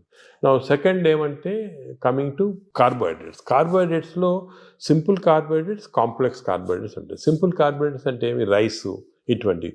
ఏమంటే సింపుల్, దీంట్లో ఎక్కువ ఫైబర్ ఉండదు, మనం తింటే గ్లూకోజ్ ఇమ్మీడియట్గా బాడీలో అబ్జర్వ్ అయిపోయి మంచిది కాదు. లోపల బ్యాక్టీరియా కూడా అవి కూడా లేజీ అయిపోతాయి, ఎక్కువ పని లేదు దానికి. రైస్ ఇచ్చామనుకోండి, గ్లూకోజ్ తీసి బాడీకి పంపించేసి డ్రౌజినెస్. వేరే same complex carbohydrates millets out example. Millets అనుకోండి, దాంట్లో చాలా ఫైబర్ ఉంటుంది, గ్లూకోజ్ ఆ ఫైబర్ మధ్యలో ఉంటుంది, దాన్ని ఎక్స్ట్రాక్ట్ చేయాలంటే అంత ఈజీ కాదు, బ్యాక్టీరియా కూడా కొంచెం పనిచేయాలి దానికి. అంటే ఒకప్పుడు మనం రాగులు, సజ్జలు, జొన్నలు, ఆరికలు, కొర్రలు, రాగులు కానీ మంచిది, ఈ సొరగము అవన్నీ కూడా అంటే మిల్లెట్స్ ఆర్ వెరీ గుడ్. ఇవి మనం రియలైజింగ్ నా ఎక్కువ మిల్లెట్స్ తింటే మంచిది అది. సో దీస్ కార్బోహైడ్రేట్స్లో మిల్లెట్స్ ఎక్కువ కాన్సన్ట్రేట్ చేసేసి ఎస్పెషలీ పాలిష్డ్ రైస్ అవాయిడ్ చేయాలి. అంటే మామూలుగా అన్నము కంపారిటివ్ గా అన్నం తింటే తొందరగా అరుగుతుంది, ఈజీ డైజెస్టివ్ అనే మనకి ఈజీ డైజెషన్ మనకు మంచిది కాదు. మనకి ఈజీ డైజెషన్ అంటే పేషెంట్స్కి బాగా వీక్ ఉన్న వాళ్ళకి అవసరం, కానీ మనకి normal human being complex digestion మంచిది. ఎందుకంటే కాంప్లెక్స్ డైజెషన్లో ఫైబర్, దీన్ని గ్లైసిమిక్ ఇండెక్స్ అంటారు, ఒక టర్మినాలజీ పబ్లిక్ కూడా తెలియాలి. గ్లైసిమిక్ ఇండెక్స్ అంటే ఏమంటే మన ఆహారం తిన్నామంటే మన బ్లడ్ షుగర్ లెవెల్ ఎంత ఇంక్రీజ్ అవుతుంది. సో గ్లైసిమిక్ ఇండెక్స్ ఒక ఫుడ్ ఎక్కువ ఉంది అంటే డైజెషన్ కావచ్చు, కానీ ఆ గ్లైసిమిక్ ఇండెక్స్ ఎక్కువ కావటం వల్ల గ్లూకోజ్ ఎక్కువే మంచిది కాదు బాడీకి. సో రైస్కి షుగర్కి మ్యాక్సిమం గ్లైసిమిక్ ఇండెక్స్, ఎందుకంటే షుగర్ తినడానికి ఇమీడియట్ గ్లూకోజ్ ఎక్కువ అవుతుంది, రైస్ తినడానికి కొంతవరకు అవుతుంది. కానీ కాంప్లెక్స్ కార్బోహైడ్రేట్స్ మిల్లెట్స్ అయితే గ్లైసిమిక్ ఇండెక్స్ తక్కువ. కొన్ని ఉన్నాయి బీన్స్, మన చిక్కుడుకాయ, ఇది కిడ్నీ బీన్స్ అంటారు అవి, అవన్నీ రాజ్మా, ఇవన్నీ గ్లైసిమిక్ ఇండెక్స్ తక్కువ. అవి కూడా కార్బోహైడ్రేట్స్, గ్లైసిమిక్ ఇండెక్స్ తక్కువ. అంటే అవి తింటే దాంట్లో ఫైబర్ నుంచి గ్లూకోజ్ బయటికి లాగాల, బ్యాక్టీరియా పనిచేయాలి, అన్ని చేసి స్లోగా గ్లూకోజ్ ఇంక్రీజ్ అవుతుంది. సో దట్ ఈస్ నాట్ అది మంచిది. లో గ్లైసిమిక్ ఇండెక్స్ అంటే మంచిది. సో ఇది కార్బోహైడ్రేట్స్. సో అరుగుదల రైస్ తింటే మంచిది అరగటం అనేది మంచిది కాదు, తొందరగా అరగకూడదు, డిలేగా. థర్డ్ ఆస్పెక్ట్ ప్రోటీన్లో మనకి యానిమల్ ప్రోటీన్, వెజిటబుల్ ప్రోటీన్ అంటే ఈ స్ప్రౌట్స్, దాల్స్, ఇవన్నీ వెజిటబుల్ ప్రోటీన్. యానిమల్ ప్రోటీన్లో కొన్ని మంచి ఉంది, చెడు ఉంది. Animal protein high quality protein, for example eggs అనుకోండి, మంచిది యానిమల్ ప్రోటీన్. అదేవిధంగా కొంతవరకు ఫిష్ మంచి ప్రోటీన్, అంటే దాంట్లో ఎక్కువ ఫ్యాట్ లేదు. కానీ ఇప్పుడు రెడ్ మీట్ అనుకోండి, దాంట్లో సాచురేటెడ్ ఫ్యాట్ ఎక్కువ, అది మంచిది కాదు. అసలు రెడ్ మీట్ అనేది తినకూడదు అసలు. ఈ రెడ్ మీట్ వల్ల మనకి బాడీ హార్మ్ కాకుండా ఈ బాడీలో క్యాన్సర్స్ రావటము, కోలన్ క్యాన్సర్స్ వెస్టర్న్ కంట్రీలో చాలా ఎక్కువ పాలిప్స్ రెడ్ మీట్ వల్ల. So red meat complete avoid చేస్తేనే బెటర్. సో ఇవి కొన్ని జనరల్ ప్రిన్సిపల్స్ మాట. దీంట్లో స్పెసిఫిక్గా మేము ఈచ్ పేషెంట్కి అడ్వైస్ చేస్తుంటాం. ఎందుకంటే ఇవి ఇంపార్టెన్స్ ఎందుకు వచ్చింది వాటికంటే, మన ప్రపంచంలో 5 బ్లూ జోన్స్ అని ఉన్నాయి. బ్లూ జోన్స్ అంటారు దాన్ని, బ్లూ జోన్స్. ఈ 5 బ్లూ జోన్స్లో ఫర్ ఎగ్జాంపుల్ సార్డినియా అని ఇటలీలో ఉంది, అదేవిధంగా లైమలోండా అని చిన్న అంటే ఒక్కనవా అని జపాన్లో ఉంది. ఈ 5 బ్లూ జోన్స్లో ఏమంటే people are living for very long period. ఈ బ్లూ జోన్స్ బ్లూ జోన్స్ అంటారు. అంటే కొన్ని వరల్డ్లో 5 బ్లూ జోన్స్లో people are living mainly 100 years దాకా. అందరు అక్కడ 100 years బతుకుతారు. లాంగివిటీ ఒకటి, హెల్తీగా ఉన్నారు అందరు. డయాబెటీస్ తక్కువ, హైపర్ టెన్షన్, హార్ట్ డిసీజ్. ఎందుకు అని చాలామంది దీన్ని రీసెర్చ్ చేసి చూస్తే మెయిన్గా వాళ్ళ 2 diet habits, second physical activity. They are all very active physically. 100 years అయినా కూడా వాడు వాక్స్కి వెళ్తుంటారు, అది చేస్తారు, గార్డెనింగ్ చేస్తారు, సైకిల్తో కూడా వెళ్ళిపోతారు. మెంటలీ బాగా యాక్టివ్ ఉంటారు. డయట్ వాళ్ళది మెడిటరేనియన్ డయట్ అని ఎక్కువ తింటారు. ఇది మెడిటరేనియన్ అంటే olive oil, nuts, vegetables, fresh fruits, fish. Food and యాక్టివిటీసే మెయిన్. ఫుడ్ ఇటువంటి ఫుడ్ అంటే మన బాడీకి ఎక్కువ స్ట్రెయిన్ లేకుండా మంచి ఫుడ్. ఇవి మేము యాక్చువల్లీ మా దాంట్లో రీసెర్చ్ చేసి ఇటువంటి ఫుడ్ ఆలివ్ ఆయిల్ మనం తినలేము. Then we are converted it Indo Mediterranean diet. మా వెబ్సైట్లో దొరుకుతుంది, మీకు 400 రెసిపీస్ ఉన్నాయి. అంటే మెడిటరేనియన్ దోశ ఎలా చేయాలా, మెడిటరేనియన్ ఇడ్లీ ఎలా ఉంటుంది, వేరేగా ఉంటుంది మన దాంట్లో. మన ఇడ్లీ అనుకోండి రిఫైన్డ్ కార్బోహైడ్రేట్, అది తింటే గ్లూకోజ్ తక్కువ ఇంక్రీజ్ మంచిదిగా. మెడిటరేనియన్ ఇడ్లీ తింటే అలా కాదు, స్లోగా డైజెస్ట్ అయ్యి బాడీకి మంచిది. సో ఏమంటే అంటే మామూలుగా అందరికి ఉండే నోషన్ ఏంటంటే తొందరగా అరిగేది మంచి ఫుడ్ అని, తర్వాత మన బాడీ చాలా బాగా పనిచేస్తుంది అని ఫీలింగ్ లో ఉంటారు. తప్పు అదే ఐ వాంట్ యూనో. అసలు అరుగుదల స్లోగా అరిగేది మంచిది. Body has to work for digestion. బాడీలో స్లోగా గ్లూకోజ్ రావాలా. పేషెంట్స్కే మనకి వి వాంట్ క్విక్ డైజెషన్ ఉంటుంది, మన నార్మల్ పీపుల్కి అది మంచిది కాదు. సార్ ఈ ప్రోటీన్ గురించి మీరు చెప్పారు కదా, ఫిష్, ఎగ్స్ ఇవి చెప్పారు. ఇదంతా వెజిటేరియన్ వాళ్ళకి ఎక్కడ నుంచి? వెజిటేరియన్ వాళ్ళకి ప్రోటీన్స్ చాలా, అసలు వెజిటేరియన్ ప్రోటీన్ మంచి ప్రోటీను, దాల్, స్ప్రౌట్స్, ఆల్ లెంటిల్స్లో ప్రోటీన్స్ ఉంటాయి. ఈ బీన్స్ ఇటువంటి దాంట్లో కూడా పెసర మంచిది. ఇప్పుడు దోశ బదులు పెసరట్టు తినండి, మంచిది. పెసరట్టు మంచిది చాలా. మీరు ఒక 2 రోజులు దోశలు ఇడ్లీలు ఆపేసి పెసరట్టు తినండి, మంచిది చాలా. పెసరట్టు మన ట్రెడిషనల్గా చూడండి, పెసరట్టు, కోకోనట్ చట్నీ, సాంబారు, అల్లం పచ్చి, ఇవన్నీ మంచి, అసలు హెల్తీ. అలా తిన్నాం అనుకోండి మనకి మంచి హెల్త్కి మంచిది. సో ఈ western breakfast, toast, butter, egg అన్న బదులు ఇవి మంచి మాట. అంటే మామూలుగా ఈ ప్రపంచం పెద్దది, ఒక్కొక్క ప్రాంతంలో ఒక రకమైన శీతోష్ణ, అంటే చలి శీతోష్ణ పరిస్థితుల్లో ఒక్కో ప్రాంతానికి ఒక్కో రకంగా ఉంటాయి, జీన్స్ ఒక్కో రకంగా ఉంటాయి. దీన్ని స్టడీ చేసి కొన్ని వందల వేల సంవత్సరాల క్రితమే ఆయా ప్రాంతాలకి ఈ ఆహారం మన వాళ్ళు డిసైడ్ చేశారు. 100 ఏళ్ల నుంచి మనం అవే ఫాలో అవుతున్నాము కదా. ఇప్పుడు ఇది మారడం లేదు. నేను అనేది ఏమంటే, మనం ఏ ప్రాంతంలో ఉన్నామంటే ఆ ప్రాంతము భోజనం, ఫుడ్స్ అడాప్ట్ చేయడం మంచిది. అవును, మీరు చెప్పాను ఫర్ ఎగ్జాంపుల్ పెసరట్టు మన దాంట్లో, అలాగా చాలా చిక్కుడుకాయతో చేస్తారు, లాల్తో చేస్తారు, సాంబారు, ఇటువంటివన్నీ హెల్తీ ఫుడ్స్. ఇవి మనము అదే కంటిన్యూ చేయాలి. బట్ ఏమంటే కొత్తగా వెస్టర్నైజ్ ఫుడ్స్, ఇప్పుడు ఇడ్లీ కూడా మనకి వేరే టైప్స్లో చేయొచ్చు. పురాణాలు వేరే, మామూలుగా ప్యూర్ ఇడ్లీ వచ్చింది అనుకోండి, కంప్లీట్ డైజెస్టెడ్, అవన్నీ మోడర్న్. ఇది అది ఆవిరి కూడా అనేవాళ్ళము. అలాగే ఇప్పుడు మనము ఆపం తీసుకోండి, ఆపం కూడా బాగా స్టీమ్డ్, అది మంచి ఇది. అది కేరళ వాళ్ళు ఎక్కువ తింటారు, అది తింటారు మన దగ్గర కూడా. సో ఇటువంటివన్నీ ఒరిజినల్ డైట్స్ అని మనం ఫాలో అయ్యి, ఈ కొత్త అడిషన్స్ వచ్చాయి చూడండి, అవి మంచిది కాదు. మన ఏ రీజన్లో ఉంటే ఆ ఆహారం తింటాం. కేరళ అనుకోండి, ఆ కేరళ వాళ్ళు తిన్న ఆహారం అది మంచిది, లోకల్గా వాళ్ళకి ఎక్కడ గ్రో అయిన ఆహారం తింటే అది చాలా మంచిది. మన ఈ వెస్టర్నైజ్ డైట్స్ వచ్చి చాలా ఇచ్చేస్తుంది. ఈ వెస్టర్నైజ్ డైట్స్ కూడా మన డైట్స్కి అడాప్ట్ చేసుకోవాలి. అవి తింటే కూడా మనం ప్యూర్ వెస్టర్నైజ్డ్ మెడిటరేనియన్ డైట్ మనం తినలేము. మన దానికి అడాప్ట్ చేసుకొని తింటే మనకి మంచిది. మన దోశలు వాళ్ళు తింటున్నారు, వాళ్ళ బర్గర్లు, పిజ్జాలు మనం తింటున్నాం. అదే మిస్టేక్. ఇప్పుడు మామూలుగా నేను విన్నాను, ఎవరో చెప్పగా విన్నాను, ఈ బ్యాక్టీరియా మైక్రోబయోమ్ ఇంపార్టెంట్ అని చెప్పారు కదా మీరు. ఈ క్రమంలో అసలు మన బ్యాక్టీరియా ఆల్మోస్ట్ మనం కోల్పోయి యూరోపియన్ బ్యాక్టీరియా వచ్చేసింది అంటున్నారు మనలోకి. అది కరెక్ట్. అంటే స్లోగా ఈ వెస్టర్నైజేషన్ వల్ల మనకి మంచి బ్యాక్టీరియా ఉంది, అది పోయి బ్యాడ్ బ్యాక్టీరియా వచ్చి ఓవర్టేక్ చేస్తా ఉంది. సో మనం ఇప్పుడు అగైన్ దీని గురించి కూడా మేము చాలా రీసెర్చ్ చేస్తున్నాము. We're studying bacteria in different people in different places. మన కుంభమేళా జరిగింది, దాంట్లో చాలా బ్యాక్టీరియల్ స్టడీస్ చేసాము. అలాగే వీఆర్ డన్ మంచి రిజల్ట్స్ పబ్లిష్ చేస్తున్నాం. ఇప్పుడు నేను ప్రకారం మన బ్యాక్టీరియా, మన న్యాచురల్ బ్యాక్టీరియా, మన దేశంలో ఉన్న బ్యాక్టీరియా, మన ప్రాంతాల్లో ఉన్న మంచి బ్యాక్టీరియా, అవి ప్రిజర్వ్ చేసుకోవాలి.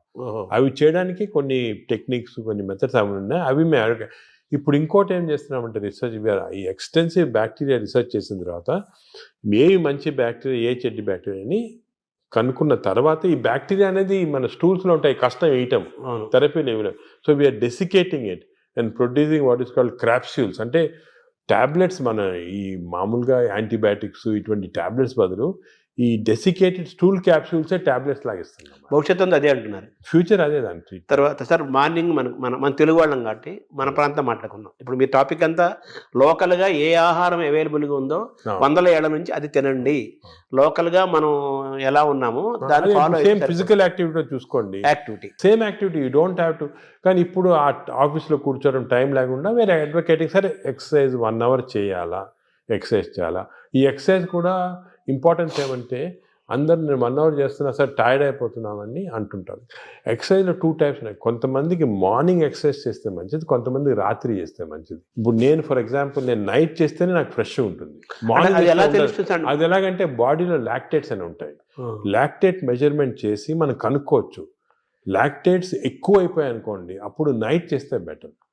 అది మరి ఎక్కువ సంకేతం తెలుస్తుందా? తెలిసిపోతుంది కదా మనకి. ఇప్పుడు బాడీలో ఎక్సర్సైజ్ చేస్తే, అది సింపుల్గా చెప్పాలంటే, సపోజ్ ఎక్సర్సైజ్ చేసామనుకోండి, ఎక్సర్సైజ్ చేసిన తర్వాత మార్నింగ్ ఎక్సర్సైజ్ చేసిన తర్వాత ఫ్రెష్గా ఉండదు, చాలా టైర్డ్ అయిపోయాం అనుకోండి, that means your exercise should be done in the evening.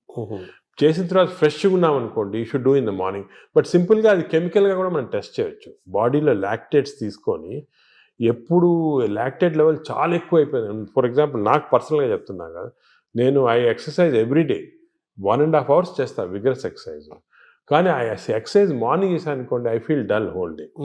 అదే నైట్ చేశాను అనుకోండి బాగా ఫ్రెష్ ఉంటుంది నాకు. అది నేను నా లాక్టేజ్ మెజర్మెంట్ చేసి చూసుకున్నాను. అంటే మీరంటే డాక్టర్ కాబట్టి సైంటిఫిక్ గా ఎవరికైనా తెలుసుకుంటారు. మామూలు పల్లెటూరు మామూలు వాళ్ళు ఎలా మీరు కూడా ఏం లేదు, ఇప్పుడు ఎక్సర్సైజ్ చేసి మీ బ్లడ్ శాంపుల్ లాక్టేట్ లెవెల్ పంపించారనుకోండి, లాక్టేట్ లెవెల్ మరీ ఎక్కువ ఉంటే మీరు నైట్ చేసుకుంటారు బెటర్. అంటే మనం బాడీ సంకేతం ఇస్తుంది కదా మైండ్ లో కూడా తెలిసిపోతుంది మనకి ఏది ఎక్సర్సైజ్. మీకు కూడా మార్నింగ్ వాక్ చేశారనుకోండి, కానీ ఇంకోటి ఏమంటే ఎక్సర్సైజ్లో ఏదో లీజర్లీ ఫ్రెండ్స్ మాట్లాడుకుంటా కాఫీ తాక్కుంటా ఏదో స్మోక్ చేసుకుంటా వాకింగ్ అది విగ్రెస్గా మినిమం పర్ అవర్ 6 kilometers నడవాలి. Minimum 6 is minimum. అంటే ఐడియల్ 5 kilometers అంటారు కాదు, 6. అదే సెకండ్.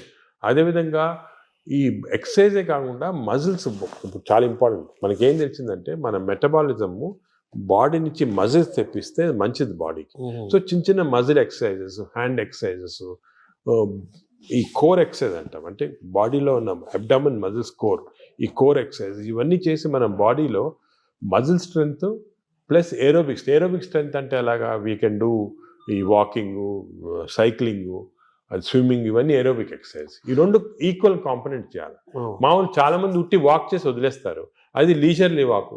రోజు పొద్దున ఒక 2-3 kilometers ఫ్రెండ్స్ వచ్చి బాగా బ్రేక్ఫాస్ట్ తిని హ్యాపీ కరెక్ట్ కాదు, తెలియదు అది.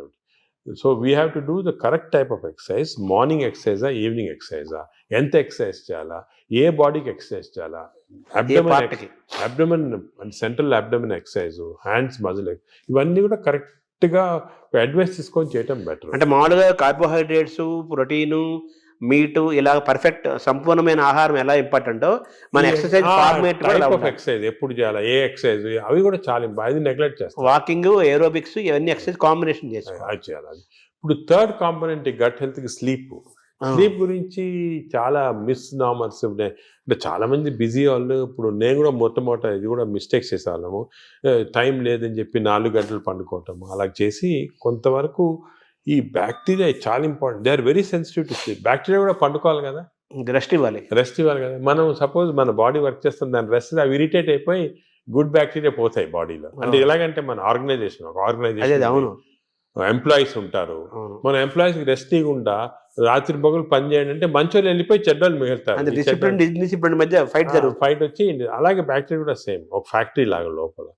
లుక్ ఆఫ్టర్ స్లీప్ నార్మల్గా ఇండివిజువల్గా ఒకరికి 8 hours, కొంతమంది 6 hours, అలా డిఫరెంట్ రేంజ్. 6 to 8 hours అంటాము, 7 hours నార్మల్గా యావరేజ్. మరీ ఎక్కువ స్లీప్ 10 hours చేస్తే కూడా లోపల బద్ధకం వచ్చేస్తుంది, బ్యాక్టీరియా కూడా బద్ధకం వస్తుంది. ఎంత ఇవ్వాలి అంత ఇవ్వాలి, 7 to 8 hours. కానీ మోస్ట్ ఇంపార్టెంట్ ఏమంటే మనం మాడిఫై కూడా చేసుకోవచ్చు ఈ స్లీప్. కొన్ని ఎక్సర్సైజెస్ వల్ల 8 hours అవసరం ఉన్న స్లీప్ 4 hours సేమ్ స్ట్రెంగ్త్ రావచ్చు. అదేమంటే రెమ్, నాన్ రెమ్ స్లీప్ అంటారు. రెమ్ స్లీప్ ఇంపార్టెంట్ మనకి, ర్యాపిడ్ ఐ మూమెంట్ స్లీప్ అంటారు, గాఢ నిద్ర అంటారా.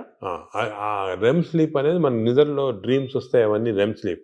ఈ రెమ్ స్లీప్ మనం if are able to condense to 4 hours we can get. ఇది కూడా ఒక టెక్నిక్, ట్రైనింగ్, అంటే ఇది ఒక సెపరేట్ సబ్జెక్ట్, చాలా టైం పడుతుంది. స్లీప్ హైజీన్ అంటారు కదా, sleep hygiene, sleep training, sleep technique ఇవన్నీ ఉన్నాయి. ఇవి కరెక్ట్గా మనం చేసుకోవచ్చు. 8 hours 7 hours స్లీప్ని 4 hours చేసుకొని. బట్ అది నార్మల్ వాళ్ళు చేయలేరు. మనం దీనికి ఒక టెక్నిక్, ప్రాక్టీస్. ఫర్ ఎగ్జాంపుల్ నేను I mastered it, I can go for 4 hours and get same amount of energy as 8 hours. కానీ మామూలుగా చేయటం చాలా కష్టం unless you practice that sleep hygiene. అంటే స్లీప్ చేతిలో మనం ఉన్నామా, స్లీప్ మన చేతిలో తెచ్చుకోవచ్చు. స్లీప్ మన చేతి తెచ్చుకోవచ్చు. చాలా వరకు నార్మల్ పబ్లిక్ స్లీప్ చేతిలో ఉన్నారు. సో అప్పుడు ఏం చేయాలి, suppose you don't have this technique and to do this, ఎందుకంటే ఇవన్నీ కూడా కొంత ప్రాక్టీస్ అవ్వాలి. లేదంటే మోస్ట్ ఇంపార్టెంట్ ప్రిన్సిపల్ ఏమంటే మీరు స్లీపింగ్ బిట్వీన్ 10 to 4, అంటే 6 hours ఉందనుకోండి 10 to 4 చేయండి, లేకపోతే 10 to 6 చేయండి. అంటే 10 o'clock అర్లీ స్లీప్ అని. ఎందుకంటే నేచర్ కూడా ఎలాగంటే మనం ఎప్పుడు ఈ లైట్లు గీట్లు లేనప్పుడు సన్ రైజ్ లేసేవాళ్ళము, సన్ సెట్టింగ్ పండుకున్నాము పల్లెటూరు. సో సన్సెట్ నార్మల్గా 7 o'clock 8 o'clock అవుతుంది. So early sleep. Sun rise పొద్దున అర్లీ మార్నింగ్ 5 o'clock 6 o'clock.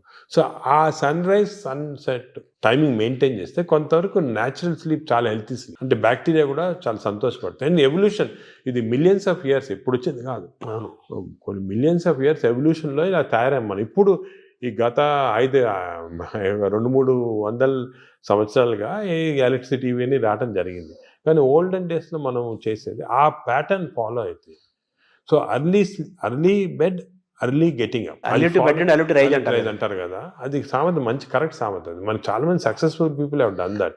ఇప్పుడు మనకి స్లీప్ టెక్నిక్, వర్కింగ్ స్టైల్ మారింది కదా సార్. మనకు మారింది కాబట్టి మనం ఈ కొత్త స్లీప్ ఎక్సర్సైజ్, స్లీప్ టెక్నిక్ చేసి కొంచెం మార్పు చేస్తున్నాం. ఫర్ ఎగ్జాంపుల్ నారాటోల్లో ఎర్లీ స్లీప్ పాసిబిలిటీ కాకపోతే I can modify this using these techniques and get the same effect. ఇది జనరల్ పబ్లిక్ చేయలేరు కదా అందరూ. అంటే మెటాబాలిజం యాక్సెప్ట్ చేస్తుందా? అంటే మనం ట్రైన్ చేసుకోవచ్చు. స్లీప్ కూడా ట్రైనింగ్ ఉంది. అంటే మన ఎక్సర్సైజ్ ట్రైనింగ్, ఈటింగ్ ట్రైనింగ్ లాగా స్లీప్ లో కూడా ట్రైనింగ్ ఉంది. అంటే మన మైండ్ ట్రైనింగ్ ట్రైనింగ్ అది ఉంది, కానీ అది జనరల్ పబ్లిక్ చేయడం కష్టం. కానీ జనరల్ పబ్లిక్ దానికి మేము అడ్వైస్ చేస్తామంటే స్లీప్ అర్లీ, గెటప్ అర్లీ, ఆ టెక్నిక్ మరి. అప్పుడు దాని అదేవిధంగా ఈటింగ్ కూడా దానికే మేము ఇప్పుడు చాలా దీంట్లో కూడా చాలా అర్లీ. మీ లాస్ట్ డిన్నర్ 7 o'clock తర్వాత తినకూడదు. లాస్ట్ ఫుడ్ బి 7 o'clock, 7 గంటల తర్వాత తినొద్దండి. ఆఫ్టర్ సన్సెట్ తినకూడదు. అంతే. సన్సెట్ అంటే 7 మనం టైం పెట్టుకుంటే కొంచెం సన్సెట్ లేట్ కావచ్చు. అది ఇంకోటి ఏమంటే మన ఇండియాలో టైం జోన్స్ చాలా వేరీ ఉంటాయి.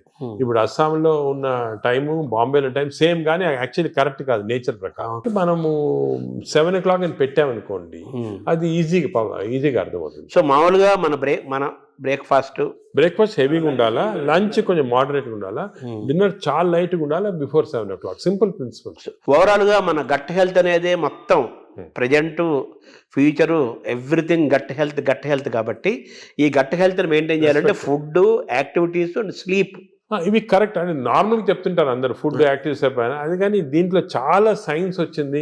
మనం డిస్కస్ చేసాం కదా, దీనిలో చాలా నాలెడ్జ్ వచ్చింది, చాలా ఉంది. మనం ఒకప్పుడు ఈ sleep pattern, sleep hygiene, sleep ఎలా కంట్రోల్ అవన్నీ తర్వాత ఒక డిస్కషన్ పెట్టుకుంటాము. కానీ ఈచ్ ఏరియాలో ఫుడ్లో ఇంత నాలెడ్జ్ ఉంది, ఎక్సర్సైజ్లో ఈ టైప్ ఆఫ్ ఎక్సర్సైజ్ అందరికి తెలియదు. అందరంటే నిన్న చాలా మంది పేషెంట్స్ చేస్తున్నారు ఎక్సర్సైజ్. మా పొద్దున్న పూట మేము ఫ్రెండ్స్ అందరం వాకింగ్ చేస్తాం సార్, 2-3 kilometers కబుర్లు చెప్పుకొని, సెల్ ఫోన్ మాట్లాడుకుంటాం. అంటే మాట్లాడుకోవచ్చు, కబుర్లు చెప్పుకోవచ్చు. కానీ బ్రిస్క్ వాక్ 6 km/h అనేది కాన్సెప్ట్. అదే విధంగా మజిల్ బిల్డింగ్, మీకు కోర్ మజిల్స్, అన్ని షోల్డర్ మజిల్స్, ఇవన్నీ కూడా కొంతవరకు బిల్డ్ చేయాలి. అది సబ్ టెక్స్ట్ అంటారు చూడండి, సబ్ టెక్స్ట్ అనేది ఉంది. ఓవరాల్ గా హెడ్డింగ్ అనేది సబ్ టెక్స్ట్. అది సో పీపుల్ కొంచెము వాళ్ళు అవేర్నెస్ తెచ్చుకొని దీని గురించి ఇంట్రెస్ట్ తీసుకొని దీనికి ఒక మంచి ఓన్ యువర్ ఓన్ బాడీ అంటాం మనం. మా రీసెంట్గా మన డాక్టర్ మంచి డాక్టర్ సరీన్ గారని ఢిల్లీలో బుక్ రాశారు, ఓన్ యువర్ ఓన్ బాడీ. అంటే మన బాడీకి వీఆర్ రెస్పాన్సిబుల్. అంతే కదా. వేరే మీ డాక్టర్ బాగా చేస్తారు, లేకపోతే మా హెల్త్ బాడీ మంది కదా, అవన్నీ కరెక్ట్ కాదు. మన బాడీ మనం ఓన్ చేయాలి. ఇప్పుడు మనకి ఏదైనా ప్రెషస్ వస్తువు ఉందనుకోండి ఇంట్లోనే, మనం ఎంత జాగ్రత్త చూసుకుంటాం దాన్ని, మనం బాడీని అంత జాగ్రత్త చూసుకోవటం లేదు. అది ఇన్నర్ ఇంజనీరింగ్ అంటారు కదా. మనలోకి మనం లోపలికి చూసుకుంటూ, మనల్ని గమనించుకుంటూ, మన శరీరాన్ని మనం ఓన్ చేసుకుంటూ, మన హెల్త్ ని మనం డ్రైవ్ చేసుకోవాలి. సింపుల్ ప్రిన్సిపల్స్ ఫాలో అయితే అంతే చాలా వరకు మనం బాడీ, మనం లైఫ్ స్పాన్ పెంచుకోవచ్చు హెల్తీగా. అంటే ఇంకోటి, ఇప్పుడు it is not question of life span, ఆ వర్డ్ తీస్తాం మన డిక్షనరీ. హెల్త్ స్పాన్ అంటే మనం ఎన్ని రోజులు బాగా జీవించవచ్చు. నార్మల్గా ఈ యానిమల్స్ అన్ని కూడా ఒక లైఫ్ స్పాన్ ఉంటుంది కదా, ఈ ఒక్కొక్క ఏజ్ ఉంటుంది. Human beings actually 120 years normal. అవును. బట్ 120 years ఎంతమంది చాలా తక్కువ మంది. ఎందుకంటే ఇవన్నీ ఈ ప్రాబ్లమ్స్ వల్ల మనకి we don't want 120 years life span, ఏదో కర్రలు పట్టుకొని నడవలేక. హెల్త్ స్పాన్ మీకు 80 years or 90 years బాగా హెల్తీగా ఉన్నాం అనుకోండి, చాలా. అది సో హెల్త్ అంటే ఇప్పుడు మన టాబ్లెట్, మెడిసిన్స్ ఇవన్నీ వేసుకొని ఎంత తక్కువ లైఫ్ స్పాన్ పెరుగుతుంది. ఇప్పుడు పెరుగుతుంది, అది కరెక్ట్ కాదు. మనం ఎంత హెల్తీగా ఉంటే అసలు ఇవన్నీ కూడా diabetes, heart disease, liver fatty, ఇవన్నీ రివర్సిబుల్. క్యాన్సర్ కొన్ని ప్రివెంటబుల్, క్యాన్సర్ రివర్సిబుల్ కాదు, ప్రివెంటబుల్. డయాబెటీస్, హెల్త్, హార్ట్, మన అన్ని వెజల్స్ బ్లాక్ అయిన తర్వాత we have seen by following certain principal you can reverse it. మీకు అవసరం లేదు. షుగర్ రివర్స్ చేయొచ్చు, హార్ట్ రివర్స్ చేయొచ్చు, లివర్ ఫ్యాట్, లివర్ కరెక్ట్.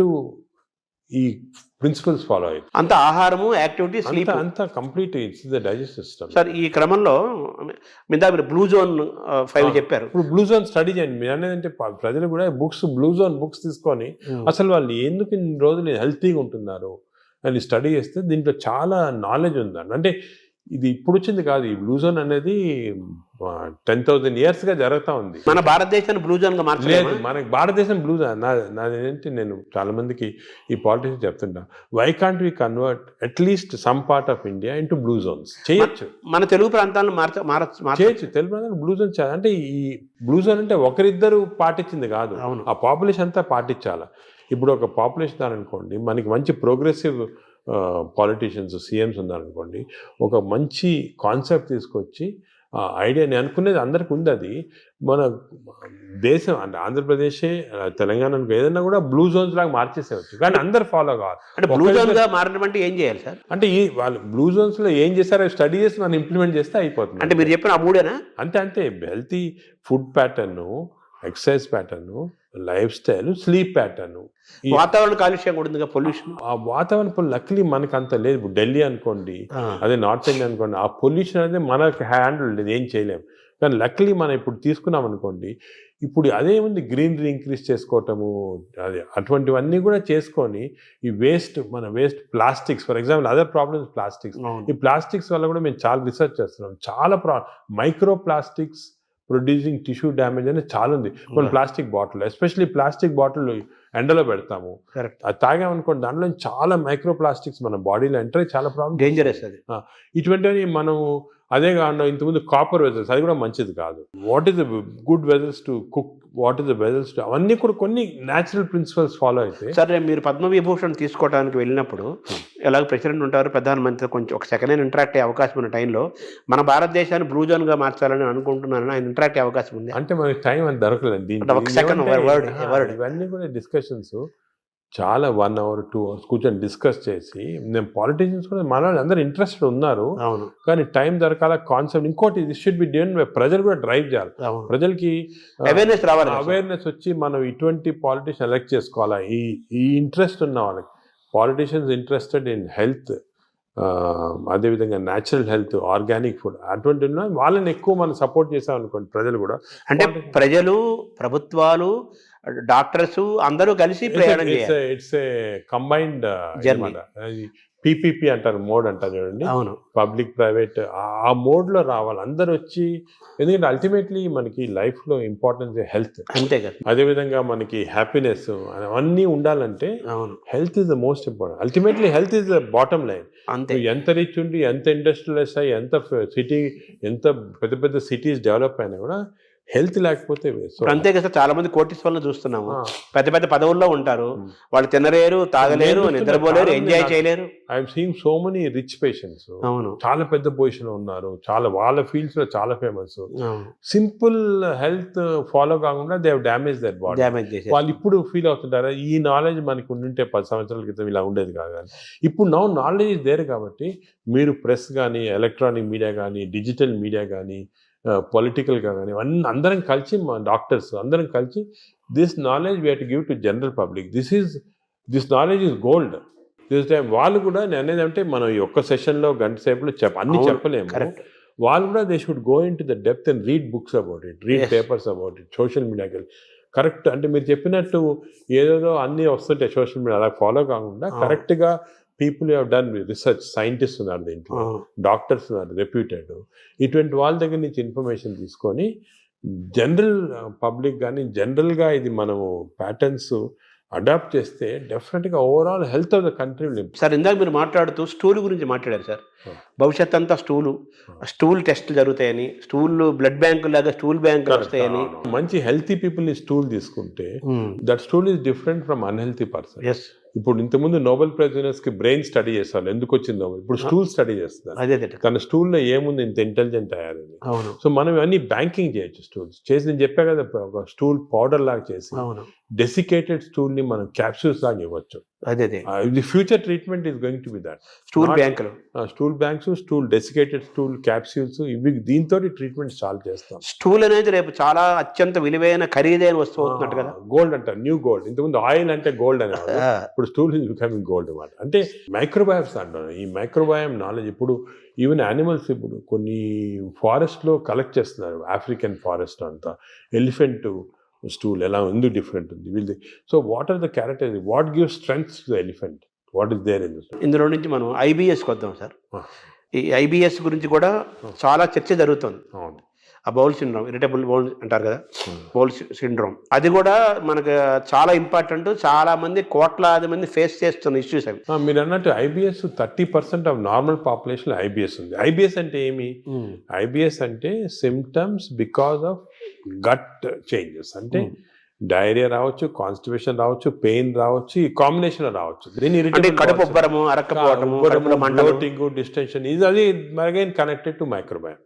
ఈ ఇరిటబుల్ బౌల్ సిండ్రోమ్ అనేది అగైన్ చెడ్డ అలవాట్ల వల్ల, నువ్వు ఎక్కువ డ్రింక్స్ వల్ల, స్మోకింగ్ వల్ల, ఎక్సర్సైజ్ లేకుండా ఉండటం వల్ల, ఇవన్నీ కూడా. ఇప్పుడు రీసెంట్గా మన రీసెర్చ్ ఏమంటే ఈ కెమికల్స్, ఇంటెస్టైన్స్లో కెమికల్స్ చాలా ఉన్నాయని చెప్పే కదా, సెరోటోనిన్, డోపమైన్. ఈ కెమికల్ ఇంబ్యాలెన్స్ వల్ల ఇంటెస్టైన్లో కూడా ఐబిఎస్ వస్తుంది. ప్లాస్టిక్ ఒక దాని రోల్ కూడా ఉంది కదా సార్ అందులో. ప్లాస్టిక్స్ చాలా పెద్ద రోల్ ఉంది. Micro plastics are very danger. ఇది కూడా మన government has to take very serious. Plastics ban చేయటము, అదే కూడా విధంగా ఏ ఏరియాలో ఇప్పుడు ఈ ప్లాస్టిక్స్ అనేది పెద్ద ఇండస్ట్రీ. దీన్ని చేంజ్ చేయాలంటే చాలా డిఫికల్ట్. మనం ఫర్ ఎగ్జాంపుల్ ఈ ఫిష్లో చూసాం కదా, మేము కొన్ని ఫిషింగ్స్, ఈ కోస్టల్ ఏరియాస్ ఫిష్లో చాలా ప్లాస్టిక్స్ వాళ్ళు తినేస్తున్నారు. ప్లాస్టిక్స్ అంటే సీలో కానీ రివర్లో కానీ మనలో వేస్తారు. అవి తిని even not drinking plastics, even eating plastics containing food ఇండైరెక్ట్గా, మీట్, ఫిష్, దాంట్లో కూడా మిల్క్లో వెళ్ళిపోతున్నారు plastic. So good cholesterol, bad cholesterol అంటారు కదా సార్. అవునవును. మామూలుగా మీరు ఇందా చెప్పారు గుడ్ బ్యాక్టీరియా, బ్యాడ్ బ్యాక్టీరియా.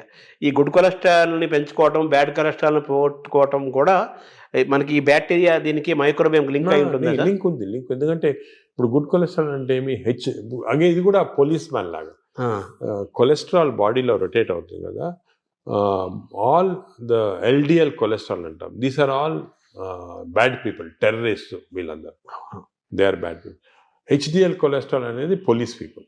ఈ హెచ్డిఎల్ కొలెస్ట్రాల్ కాన్స్టెంట్లీ బాడీలో తిరుగుతూ ఉంటుంది. ఎక్కడెక్కడ ఈ బ్యాడ్ కొలెస్ట్రాల్, బ్యాడ్ పీపుల్ ఉంటే తీసేస్తూ ఉంటుంది మనం.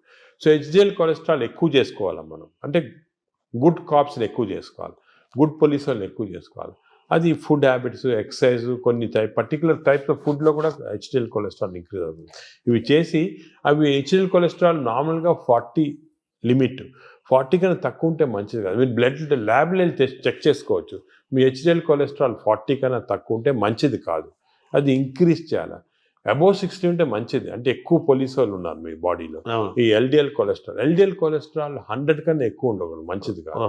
100 కన్నా తక్కువ ఉంటే 70, ఇప్పుడు మేము న్యూ లిమిట్ 70 పెట్టాము. ఎల్డిఎల్ కొలెస్ట్రాల్ 70 కన్నా తక్కువ ఉండి హెచ్డిఎల్ కొలెస్ట్రాల్ 60 కన్నా ఎక్కువ ఉంటే అంటే మంచి కాప్స్ ఉన్నాయి బాడీలో, ఈ టెర్రరిస్ట్ని, థీవ్స్ అని తీసేస్తున్నాయి అన్నమాట. సో అది ఏం చేయాలి, 60 HDL, less than 100 or less than 70 LDL cholesterol. Sir ఈ క్రమంలో మీరు బాగా అవేర్నెస్ తీసుకొచ్చే టాపిక్స్లో ఫ్యాటీ లివర్ ఒకటి తీసుకొస్తున్నారు కదా sir.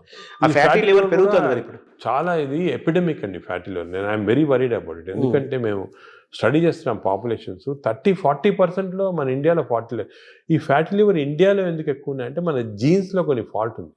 Indian jeans, middle eastern జీన్స్లో కొంచెం ఫాల్ట్ వల్ల ఫ్యాటీ లివర్ ఈజీగా వస్తుంది. పొట్టలు వస్తుంటాయి. స్కాన్ చేసుకుంటే ఫ్యాటీ లివర్ కనపడుతుంది. ఈ లివర్ కూడా గట్ తర్వాత second most important organ is liver. ఈ liver is controlling heart. Fatty liver ఉన్న వాళ్ళు ఫ్యాటీ లివర్తో చనిపోరు. ఫ్యాటీ లివర్ ఉన్న వాళ్ళు హార్ట్ డిజీజ్తో చనిపోతారు, బ్రెయిన్ డిజీజ్ అంటారు.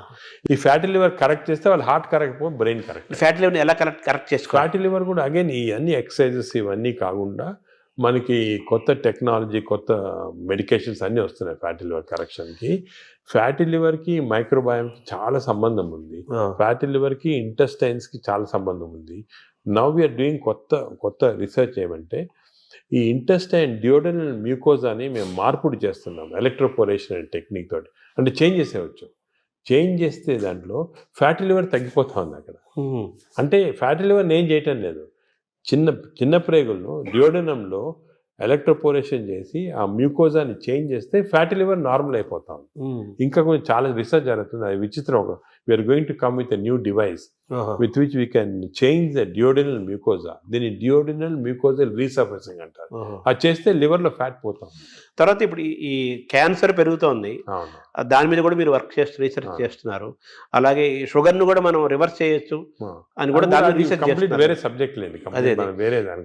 ఇప్పుడు మనం చేస్తున్న ప్రధానమైన రీసెర్చ్ ఏంటి సార్ ప్రస్తుతం? అంటే ఇవన్నీ ఏరియాలో మేము మామూలుగా మెటబాలిక్ హెల్త్ పైన చేస్తున్నాం ఎక్కువ. మెటబాలిక్ హెల్త్ అంటే ఇవన్నీ fatty liver, obesity, diabetes, heart disease, sugar, BP, ఇవన్నీ కూడా కొలెస్ట్రాల్ అన్నీ మెటబాలిక్ హెల్త్ కింద వస్తుంది. దీనిపైన చాలా రీసెర్చ్, అంటే నేను చెప్పినట్టు ఒక రోజు మాట్లాడుకోవచ్చు మన రీసెర్చ్ అంతుంది. గురించి. మేమేం చేస్తున్నామంటే మా యానిమల్ ల్యాబ్, మాదే పెద్ద యానిమల్ ల్యాబ్ ఉంది. యానిమల్ ల్యాబ్లో రీసెర్చ్ చేసి హౌ టు ట్రాన్స్లేషనల్ రీసెర్చ్ అంటారు. We have India's largest translational research centre.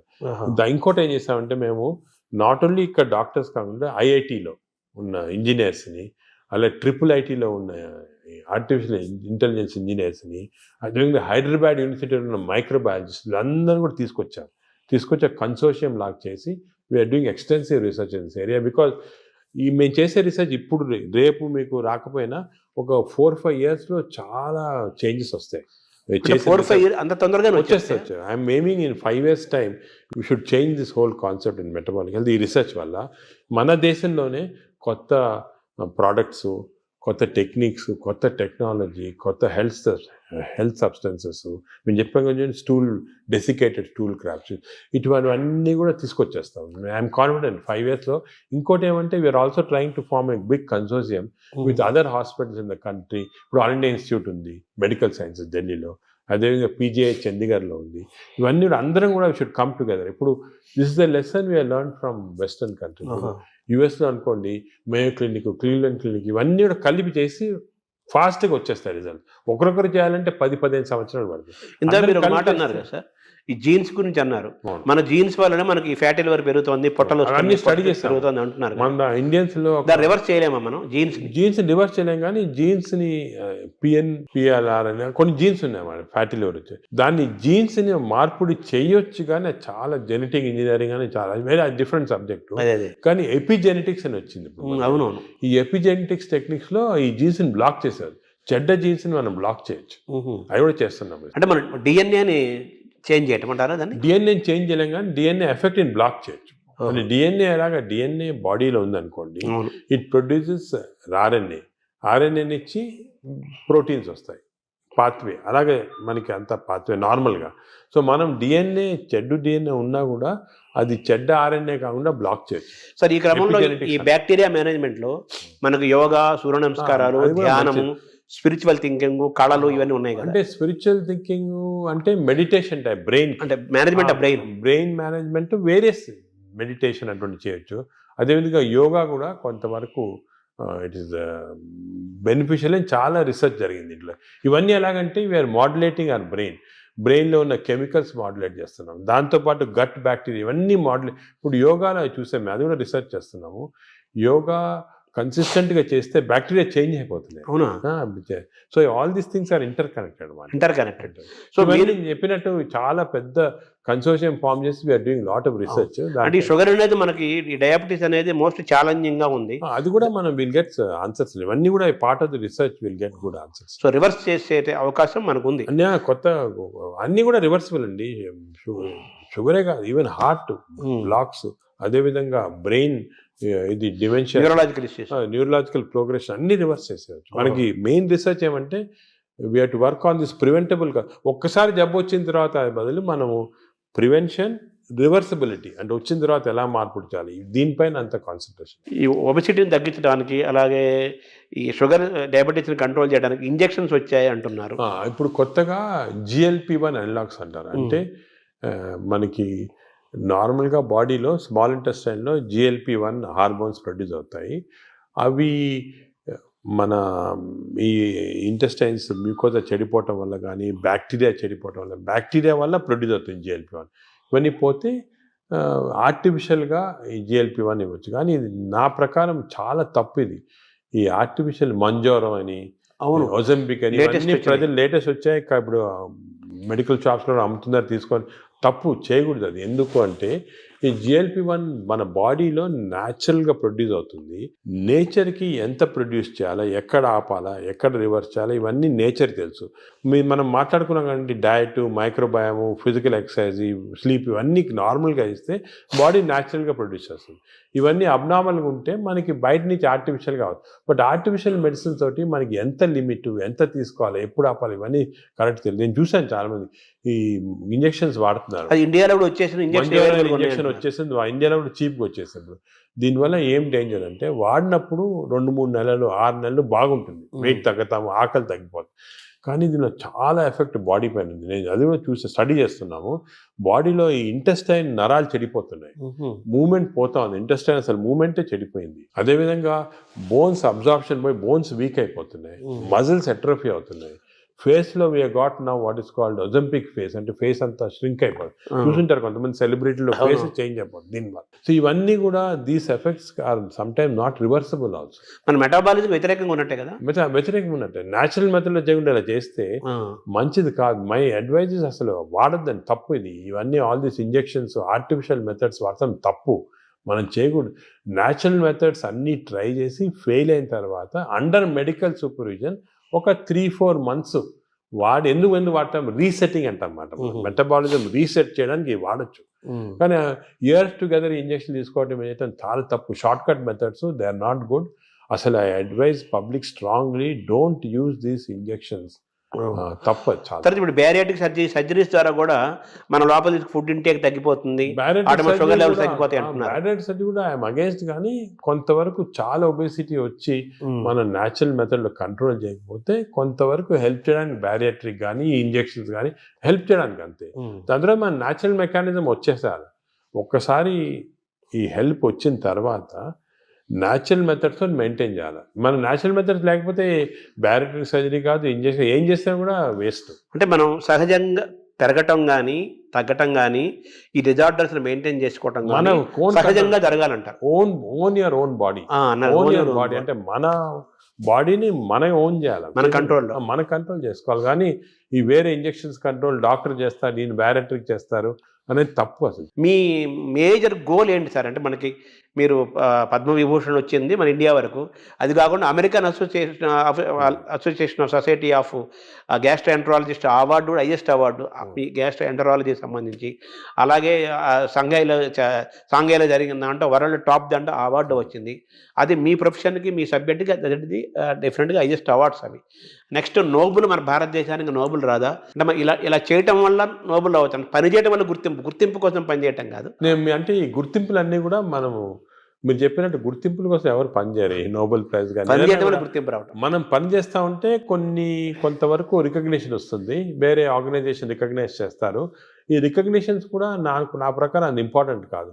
సరే ఇయర్ పద్మవిభూషణ్ వచ్చింది, మేము సంతోషపడతాము, ఓ రెండు సంవత్సరాలు మర్చిపోతాం. ఇంకేమైనా అడిగారనుకోండి వచ్చిందా ఆయనకు వచ్చిందా అలాగంటారు. అంటే ఈ అవార్డ్స్ అన్ని కూడా ట్రాన్సియెంట్, జన గుండెల్లో ఉండాలి. మనకు కాదు అసలు, మనం దీని గురించి కూడా ఇంపార్టెన్స్ ఇవ్వకూడదు. ఇవన్నీ టెంపరీగా ట్రాన్సియెంట్గా ఏదో recognition. But our goal should be మనం సొసైటీకి ఏం చేయొచ్చు, ఎలాగ మార్పుడి చేయొచ్చు. ఇండివిజువల్గా డాక్టర్స్ అందరు కూడా మీరు అందరు బాగా పనిచేసి దే హెల్ప్, చాలా మందికి పేషెంట్స్ హెల్ప్ చేస్తారు, లైఫ్ సేవింగ్ చేస్తారు, అన్నీ చేస్తారు. ఆ సాటిస్ఫాక్షన్ అనేది వస్తుంది అన్నమాట. అంటే ఈ ఏఏజీ యొక్క మేజర్ గోల్ ఏంటంటే అంటే మాకు ఇప్పుడు పబ్లిక్ అంటే ప్రజల్లో హెల్త్ గురించి ఒక మార్పుడి రావచ్చు. It has to be done in ethical way, proper way.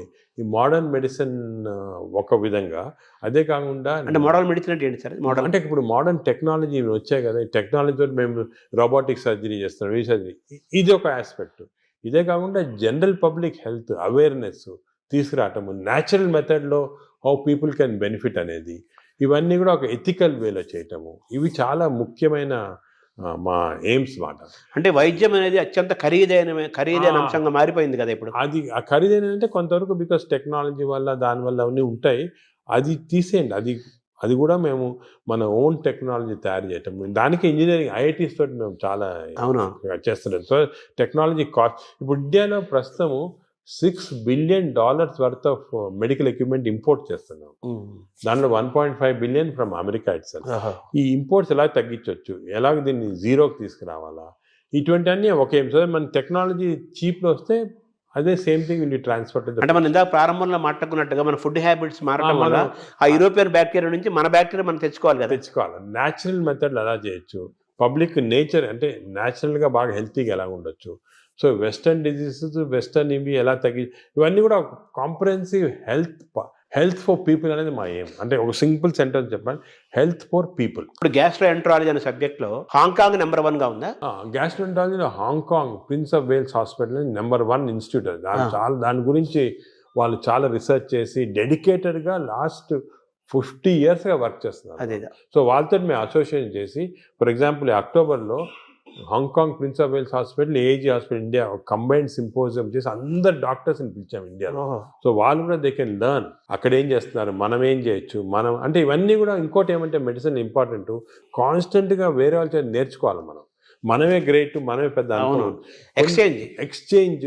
వేరే వాళ్ళు ఏం చేస్తున్నారు, మనకన్నా ఏమైనా బెటర్ చేస్తున్నారు, అది మనం చేయొచ్చా, ఏది చేస్తే మన ప్రజలకి బెనిఫిట్ వస్తుంది, అది ఎప్పుడు కాన్స్టెంట్ చూస్తూ ఉండాలి. చాలా అంటే ఈ గ్యాస్ట్రోఎంట్రాలజీలో ఫస్ట్, సెకండ్, థర్డ్గా తీసుకుంటే మన ఏజీ థర్డ్ ప్లేస్లో ఉందంటున్నారు కదా, సెకండ్ ప్లేస్ ఇంకేంటి హాంకాంగ్ తర్వాత? హాంకాంగ్ తర్వాత మేయో క్లినిక్ ఉంది యునైటెడ్ స్టేట్స్లో. వాళ్ళు కూడా చాలా రీసెర్చ్ చేస్తున్నారు. వాళ్ళు వేరే టైప్ ఆఫ్, అది హై టెక్నాలజీ రీసెర్చ్ అంతా. సో హాంకాంగ్ వాళ్ళు ఇన్ బిట్వీన్ మనకేమంటే అవసరము ఈ ఫస్ట్, సెకండ్, థర్డ్ అది చూసుకోకుండా మన ప్రజలు, అంటే మన ఇన్స్పిరేషన్ కోసం మన ప్రజలకి తక్కువ కాస్ట్లో ఏం చేయొచ్చు. ఇప్పుడు హాంకాంగ్లో ఏం చేస్తున్నారు, మేయో క్లినిక్లో ఏం చేస్తున్నారు, అదేవిధంగా ఇటలీలో జెమిలీ హాస్పిటల్ ఉంది, వాళ్ళు కూడా 4th ప్లేస్లో ఉన్నారు, వాళ్ళే చేస్తారు.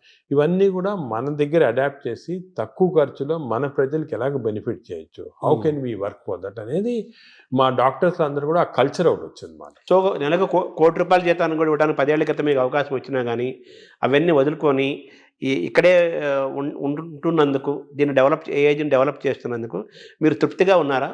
నాకైతే చాలా తృప్తి, సాటిస్ఫాక్షన్. ఎందుకంటే నాకు యూఎస్ఐలో ఆఫర్స్ వచ్చినప్పుడు అక్కడ ఒక జూయిష్ డాక్టర్ ఉండేవాడు. ఆయన చెప్పాడు, మీకు హార్వర్డ్లో బెస్ట్ హాస్పిటల్లో నీకు ఇంత పెద్ద ఉద్యోగం వస్తే ఎందుకు వద్దనుకోని ఇక్కడ వచ్చి.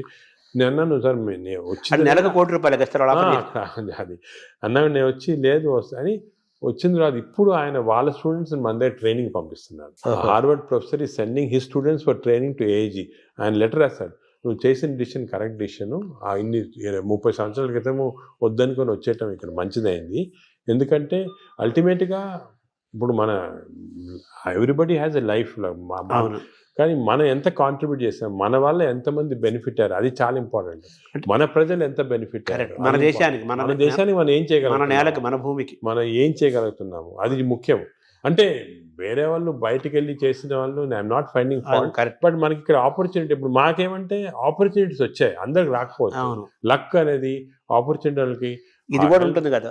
అంటే సొసైటీ వాళ్ళు హెల్ప్ చేసిందా, మీరు చెప్పినట్టు రాత, డెస్టినీ, అదే గవర్నమెంట్ కూడా హెల్ప్ చేయటము, అన్ని గవర్నమెంట్ కూడా బాగా హెల్ప్ చేస్తారు. సో మిమ్మల్ని మీరు రివ్యూ చేసుకుంటే ఒకసారిగా మీ కెరీర్ని మేజర్ ఇన్స్పిరేషన్స్ కానీ లేదా టర్నింగ్ పాయింట్స్గా తీసుకుంటే, మీరు పెథాలజిస్ట్గా ఉండాల్సింది ఇట్లోకి నాన్నగారి అడ్వైస్ తోటి గ్యాస్ట్రోఎంట్రాలజీ రావటం ఒక సబ్జెక్ట్ ఒకదాన్ని చెప్పచ్చు. నాకు చాలామంది చిన్నప్పటి నుంచి మా టీచర్స్ కానీ, పేరెంట్స్ కానీ, లీడర్స్ కానీ, సొసైటీలో చాలామంది ఇన్స్పిరేషన్ కానీ హెల్ప్ చేశారు. మామూలు నేనేమంటే ప్రతి వాళ్ళు కూడా I see something what is the positive and try and adapt చూసుకుంటామాట. అలా చూసుకుంటే లాట్ ఆఫ్, అంటే అందరూ నాన్నగారేనా మీ పెథాలజీ టు గ్యాస్ట్రోఎంట్రాలజీ రావడానికి? మేజర్గా మా ఫాదర్ చాలా స్ట్రిక్ట్ మనిషి. ఆయన లైఫ్ లాంగ్ కూడా సర్వీస్ చేసి థౌజండ్స్ ఆఫ్ స్టూడెంట్స్ని ట్రైన్ చేసి సొంతంగా ఏం చేసుకోలేదు. అంటే ఆయన పాపం డబ్బు ఏం చేసుకోలేదు. ఆయన మామూలుగా ఇంట్లో ఉంటే కూడా చిన్న బల్బు ఆన్ చేసి, ఎలక్ట్రిసిటీ ఎక్కువ అవుతుందని చెప్పి బల్బులు కూడా ఆన్ చేశాడు కాదు, చిన్న బల్బ్ కింద కూర్చుంటాడు చేసి చాలా పబ్లిష్ చేసి ఒక కల్చర్ అనేది మా దాంట్లో ఇంబైబ్ చేశాడు. నువ్వు ఇలా ఉండాలా, ఇది ఇంపార్టెంట్, సొసైటీకి ఏమైనా చేయాలి, కానీ నువ్వేమైనా చేసుకుంటే ఏం లాభం వేస్ట్ అని చెప్పి ముందు నుంచి నన్ను ఎంకరేజ్ చేశారు. ప్రాక్టీస్ వద్దు, you setup institution, do research, do service అని. మెయిన్గా ఆయన ఉన్న ఎయిమ్స్ అనేది మాకు బాగా ఇన్కల్టేట్ అయిపోయి దాని గురించి ఆ పాత్వే ఫాలో అవుతున్నాం. ఆయన కూడా మన దేశం, మన నేల అనే ఫీలింగ్ ఆయన కూడా చాలా ఎక్కువ. ఆయన కూడా వాషింగ్టన్ ఆర్మ్స్ఫోర్డ్ ఇన్స్టిట్యూట్ అని చాలా పెద్ద అమెరికన్ ఇన్స్టిట్యూట్లో వర్క్ చేసి వచ్చారు. ఇక్కడికి వచ్చి మన ఫస్ట్ విశాఖపట్నంలో ప్రొఫెసర్గా వచ్చాడు పెథాలజీ, దాని తర్వాత కర్నూలు, గుంటూరు, దాని తర్వాత హైదరాబాద్లో డైరెక్టర్ ఆఫ్ మెడికల్ సైన్స్, అదేవిధంగా నిజామ్స్ ఇన్స్టిట్యూట్ ఫస్ట్ డైరెక్టర్ ఆయన. అవన్నీ కాకల సుబ్బారావు గారి కంటే ముందు కాకల సుబ్బారావు ముందు ఫస్ట్ నాన్న డైరెక్టర్, దాని తర్వాత సెకండ్ కాకల సుబ్బారావు. సో అలాగా ఈజ్ ఫుల్ సర్వీస్. ఆయన చూస్తే ఒక ఇన్స్పిరేషన్, అరే అసలు ఆయనకి ఏం వేరే ఇది లేదు, ఈ కూడా మేడ్ లాట్ ఆఫ్ మనీ, కూడా గోన్ అండ్ డిఫరెంట్ రూట్, అవన్నీ ఏం లేకుండా ఇంత. అంటే మిమ్మల్ని మీరు ఇప్పుడు ఎలా మేనేజ్ చేసుకుంటున్నారు సార్? మీకు ప్రొఫెషనల్ స్ట్రెస్, అలాగే మీకు అందరిలాగే మీకు 24 అవర్సే కదా. అంటే స్ట్రెస్ అనేది దానికి ట్రిక్ ఏమంటే చిన్న సింపుల్ ట్రిక్ అండి.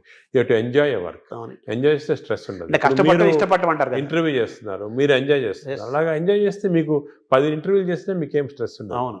అలాగే నాకు కూడా పేషెంట్స్, సీరియస్ పేషెంట్స్ వాళ్ళ లైఫ్ సేవ్ చేస్తున్నాము. ప్రతి పేషెంట్కి ఒక స్టోరీ ఉంది, ప్రతి పేషెంట్ వెనకాతల ఒక లైఫ్ ఉంది. అవన్నీ మేము తీసుకుంటే we enjoy everything we do. ఆ ఎంజాయ్మెంట్ వచ్చిందనుకోండి అసలు స్ట్రెస్ 24 అవర్స్ వర్క్ చేయొచ్చు. Only thing is proper nutrition, proper exercise, proper sleep అనేది మాస్టర్ చేయాలి. అది మాస్టర్ చేస్తే మిగతా అంతా. అంటే ఏఏజీని ఎలా చూడాలనుకుంటున్నారు భవిష్యత్తులో మీరు? నేను ఏజీ మా ఏమంటే it should become one of the best hospitals మన దేశంలో కాకుండా ఈవెన్ వరల్డ్ వైడ్. ఆల్రెడీ వచ్చేస్తుంది లక్కీ. న్యూస్ వీక్ మ్యాగజైన్ చాలా మేజర్ ఇచ్చేసారనమాట. సెన్సస్ చేసి దే రేటెడ్ ఇండియాలో only hospital taken is AIG. AIG is one of the best hospitals in the world ని they given that certificate. మీరు బయట చూసుంటారు. అవును, మొత్తం తీసారు అది. So I'm very satisfied. కానీ ఇంకా కూడా చేయాలంటే ఒక లెవెల్కి వచ్చామని చెప్పి మనము వదిలేసుకుంటే స్లోగా డిటీరియేషన్ వస్తుంది. కాన్స్టెంట్గా బి అవేర్ ఆఫ్ దిస్. ఎందుకంటే ఇంకోటి మన దాంట్లో నేను చూసి మా స్టూడెంట్స్ చాలామంది మా ట్రైన్ చేస్తుంటాము. We got very bright students ఇండియాలో, మంచి డాక్టర్స్, బ్రైట్ స్టూడెంట్స్. వాళ్ళకి కరెక్ట్ పాత్వే చూపించి కరెక్ట్ ఇది కమర్షియలైజేషన్ వద్దు, you going to research, you going to doing good for public ఉన్న వరకు మీకు బాగా సాటిస్ఫాక్షన్ ఉంటుంది. ఒక ఫిలాసఫీ వాళ్ళకి ఇచ్చి ఒక మంచి స్టూడెంట్స్ గ్రూప్ని నీ లైఫ్ స్టైల్లో 1000 మందిని తయారు చేయొచ్చు. అలాగే వాళ్ళు ఇంకో 1000 మందిని తయారు చేస్తారు. చూసుకోండి ఎలా స్ప్రెడ్ అవుతుంది. అదే we can create a society which is very positive. అంటే నాగేశ్వర రెడ్డి గారి యొక్క, మీ నాన్నగారి యొక్క వారసత్వాన్ని మీరు తీసుకున్నారు. ఆయన ఒక స్టైల్ ఆఫ్ లైఫ్, మీదొక మీదొక స్టైల్ ఇది డిఫరెంట్. పైకి ఇలా లేపారు ఏజ్ అనేదాన్ని. ఇప్పుడు నెక్స్ట్ మీ నెక్స్ట్ జనరేషన్ ఉన్నారు మా ఆల్రెడీ సెట్ చేసాము. నెక్స్ట్ మంచి నాకన్నా మంచి వాళ్ళు ఉన్నారు నెక్స్ట్ జనరేషన్లో. రీసెర్చ్లో కానీ సొసైటీలో పనిచేయడానికి కానీ అందరు సెట్ అయిపోయారు. నేను ఇప్పుడు ఇర్రెలెవెంట్. ఈ స్టేజ్ అయిపోయింది నాది. నా పని అయితే అయిపోయింది. నెక్స్ట్ జనరేషన్ ఆల్రెడీ స్టార్ట్ చేశారు. నేను ఇప్పుడు ఉన్నా లేకపోయినా కూడా డిఫరెన్స్ లేదు. అలాగే వాళ్ళు నెక్స్ట్ జనరేషన్ సెట్ చేస్తారు. ఒక వ్యవస్థను క్రియేట్ చేసి వాళ్ళు నెక్స్ట్ జనరేషన్. నేను అనుకున్నాను మన దేశానికి అంటే ఏమంటే మనం కొంచెం లేట్ అయింది మన డెవలప్మెంట్లో దాంట్లో కానీ. ఇప్పుడు జపాన్ చూసుకోండి, వరల్డ్ వార్ తర్వాత ఎంత హార్డ్ వర్క్ చేసి వాళ్ళు వచ్చారు. ఇప్పుడు మనము ఇప్పుడు స్టార్ట్ చేయాలి. చైనా కూడా వాళ్ళు యాక్టివ్, వాళ్ళు వేరే విధంగా వాళ్ళంతే డెమోక్రసీ కాదు కాబట్టి ఈజీ అయిపోయింది. ఇప్పుడు మనం ఏం చేయాలంటే నెక్స్ట్ 20-30 ఇయర్స్ ఇలాగ అందరూ ఒక ఆశయంతో ఒక ఇచ్చేయాలని వర్క్ చేస్తే మన దేశం కూడా విల్ బికమ్ బెటర్. మీరు డాక్టర్స్కి, పబ్లిక్కి, ప్రభుత్వాలకి ఇచ్చే ఒక సింగిల్ మెసేజ్ ఏంటి సార్? సింగిల్ మెసేజ్ ఏమంటే నేను let us all work together, work hard, create the best culture. మన దగ్గర ఉంది best culture in the world. Thank you sir.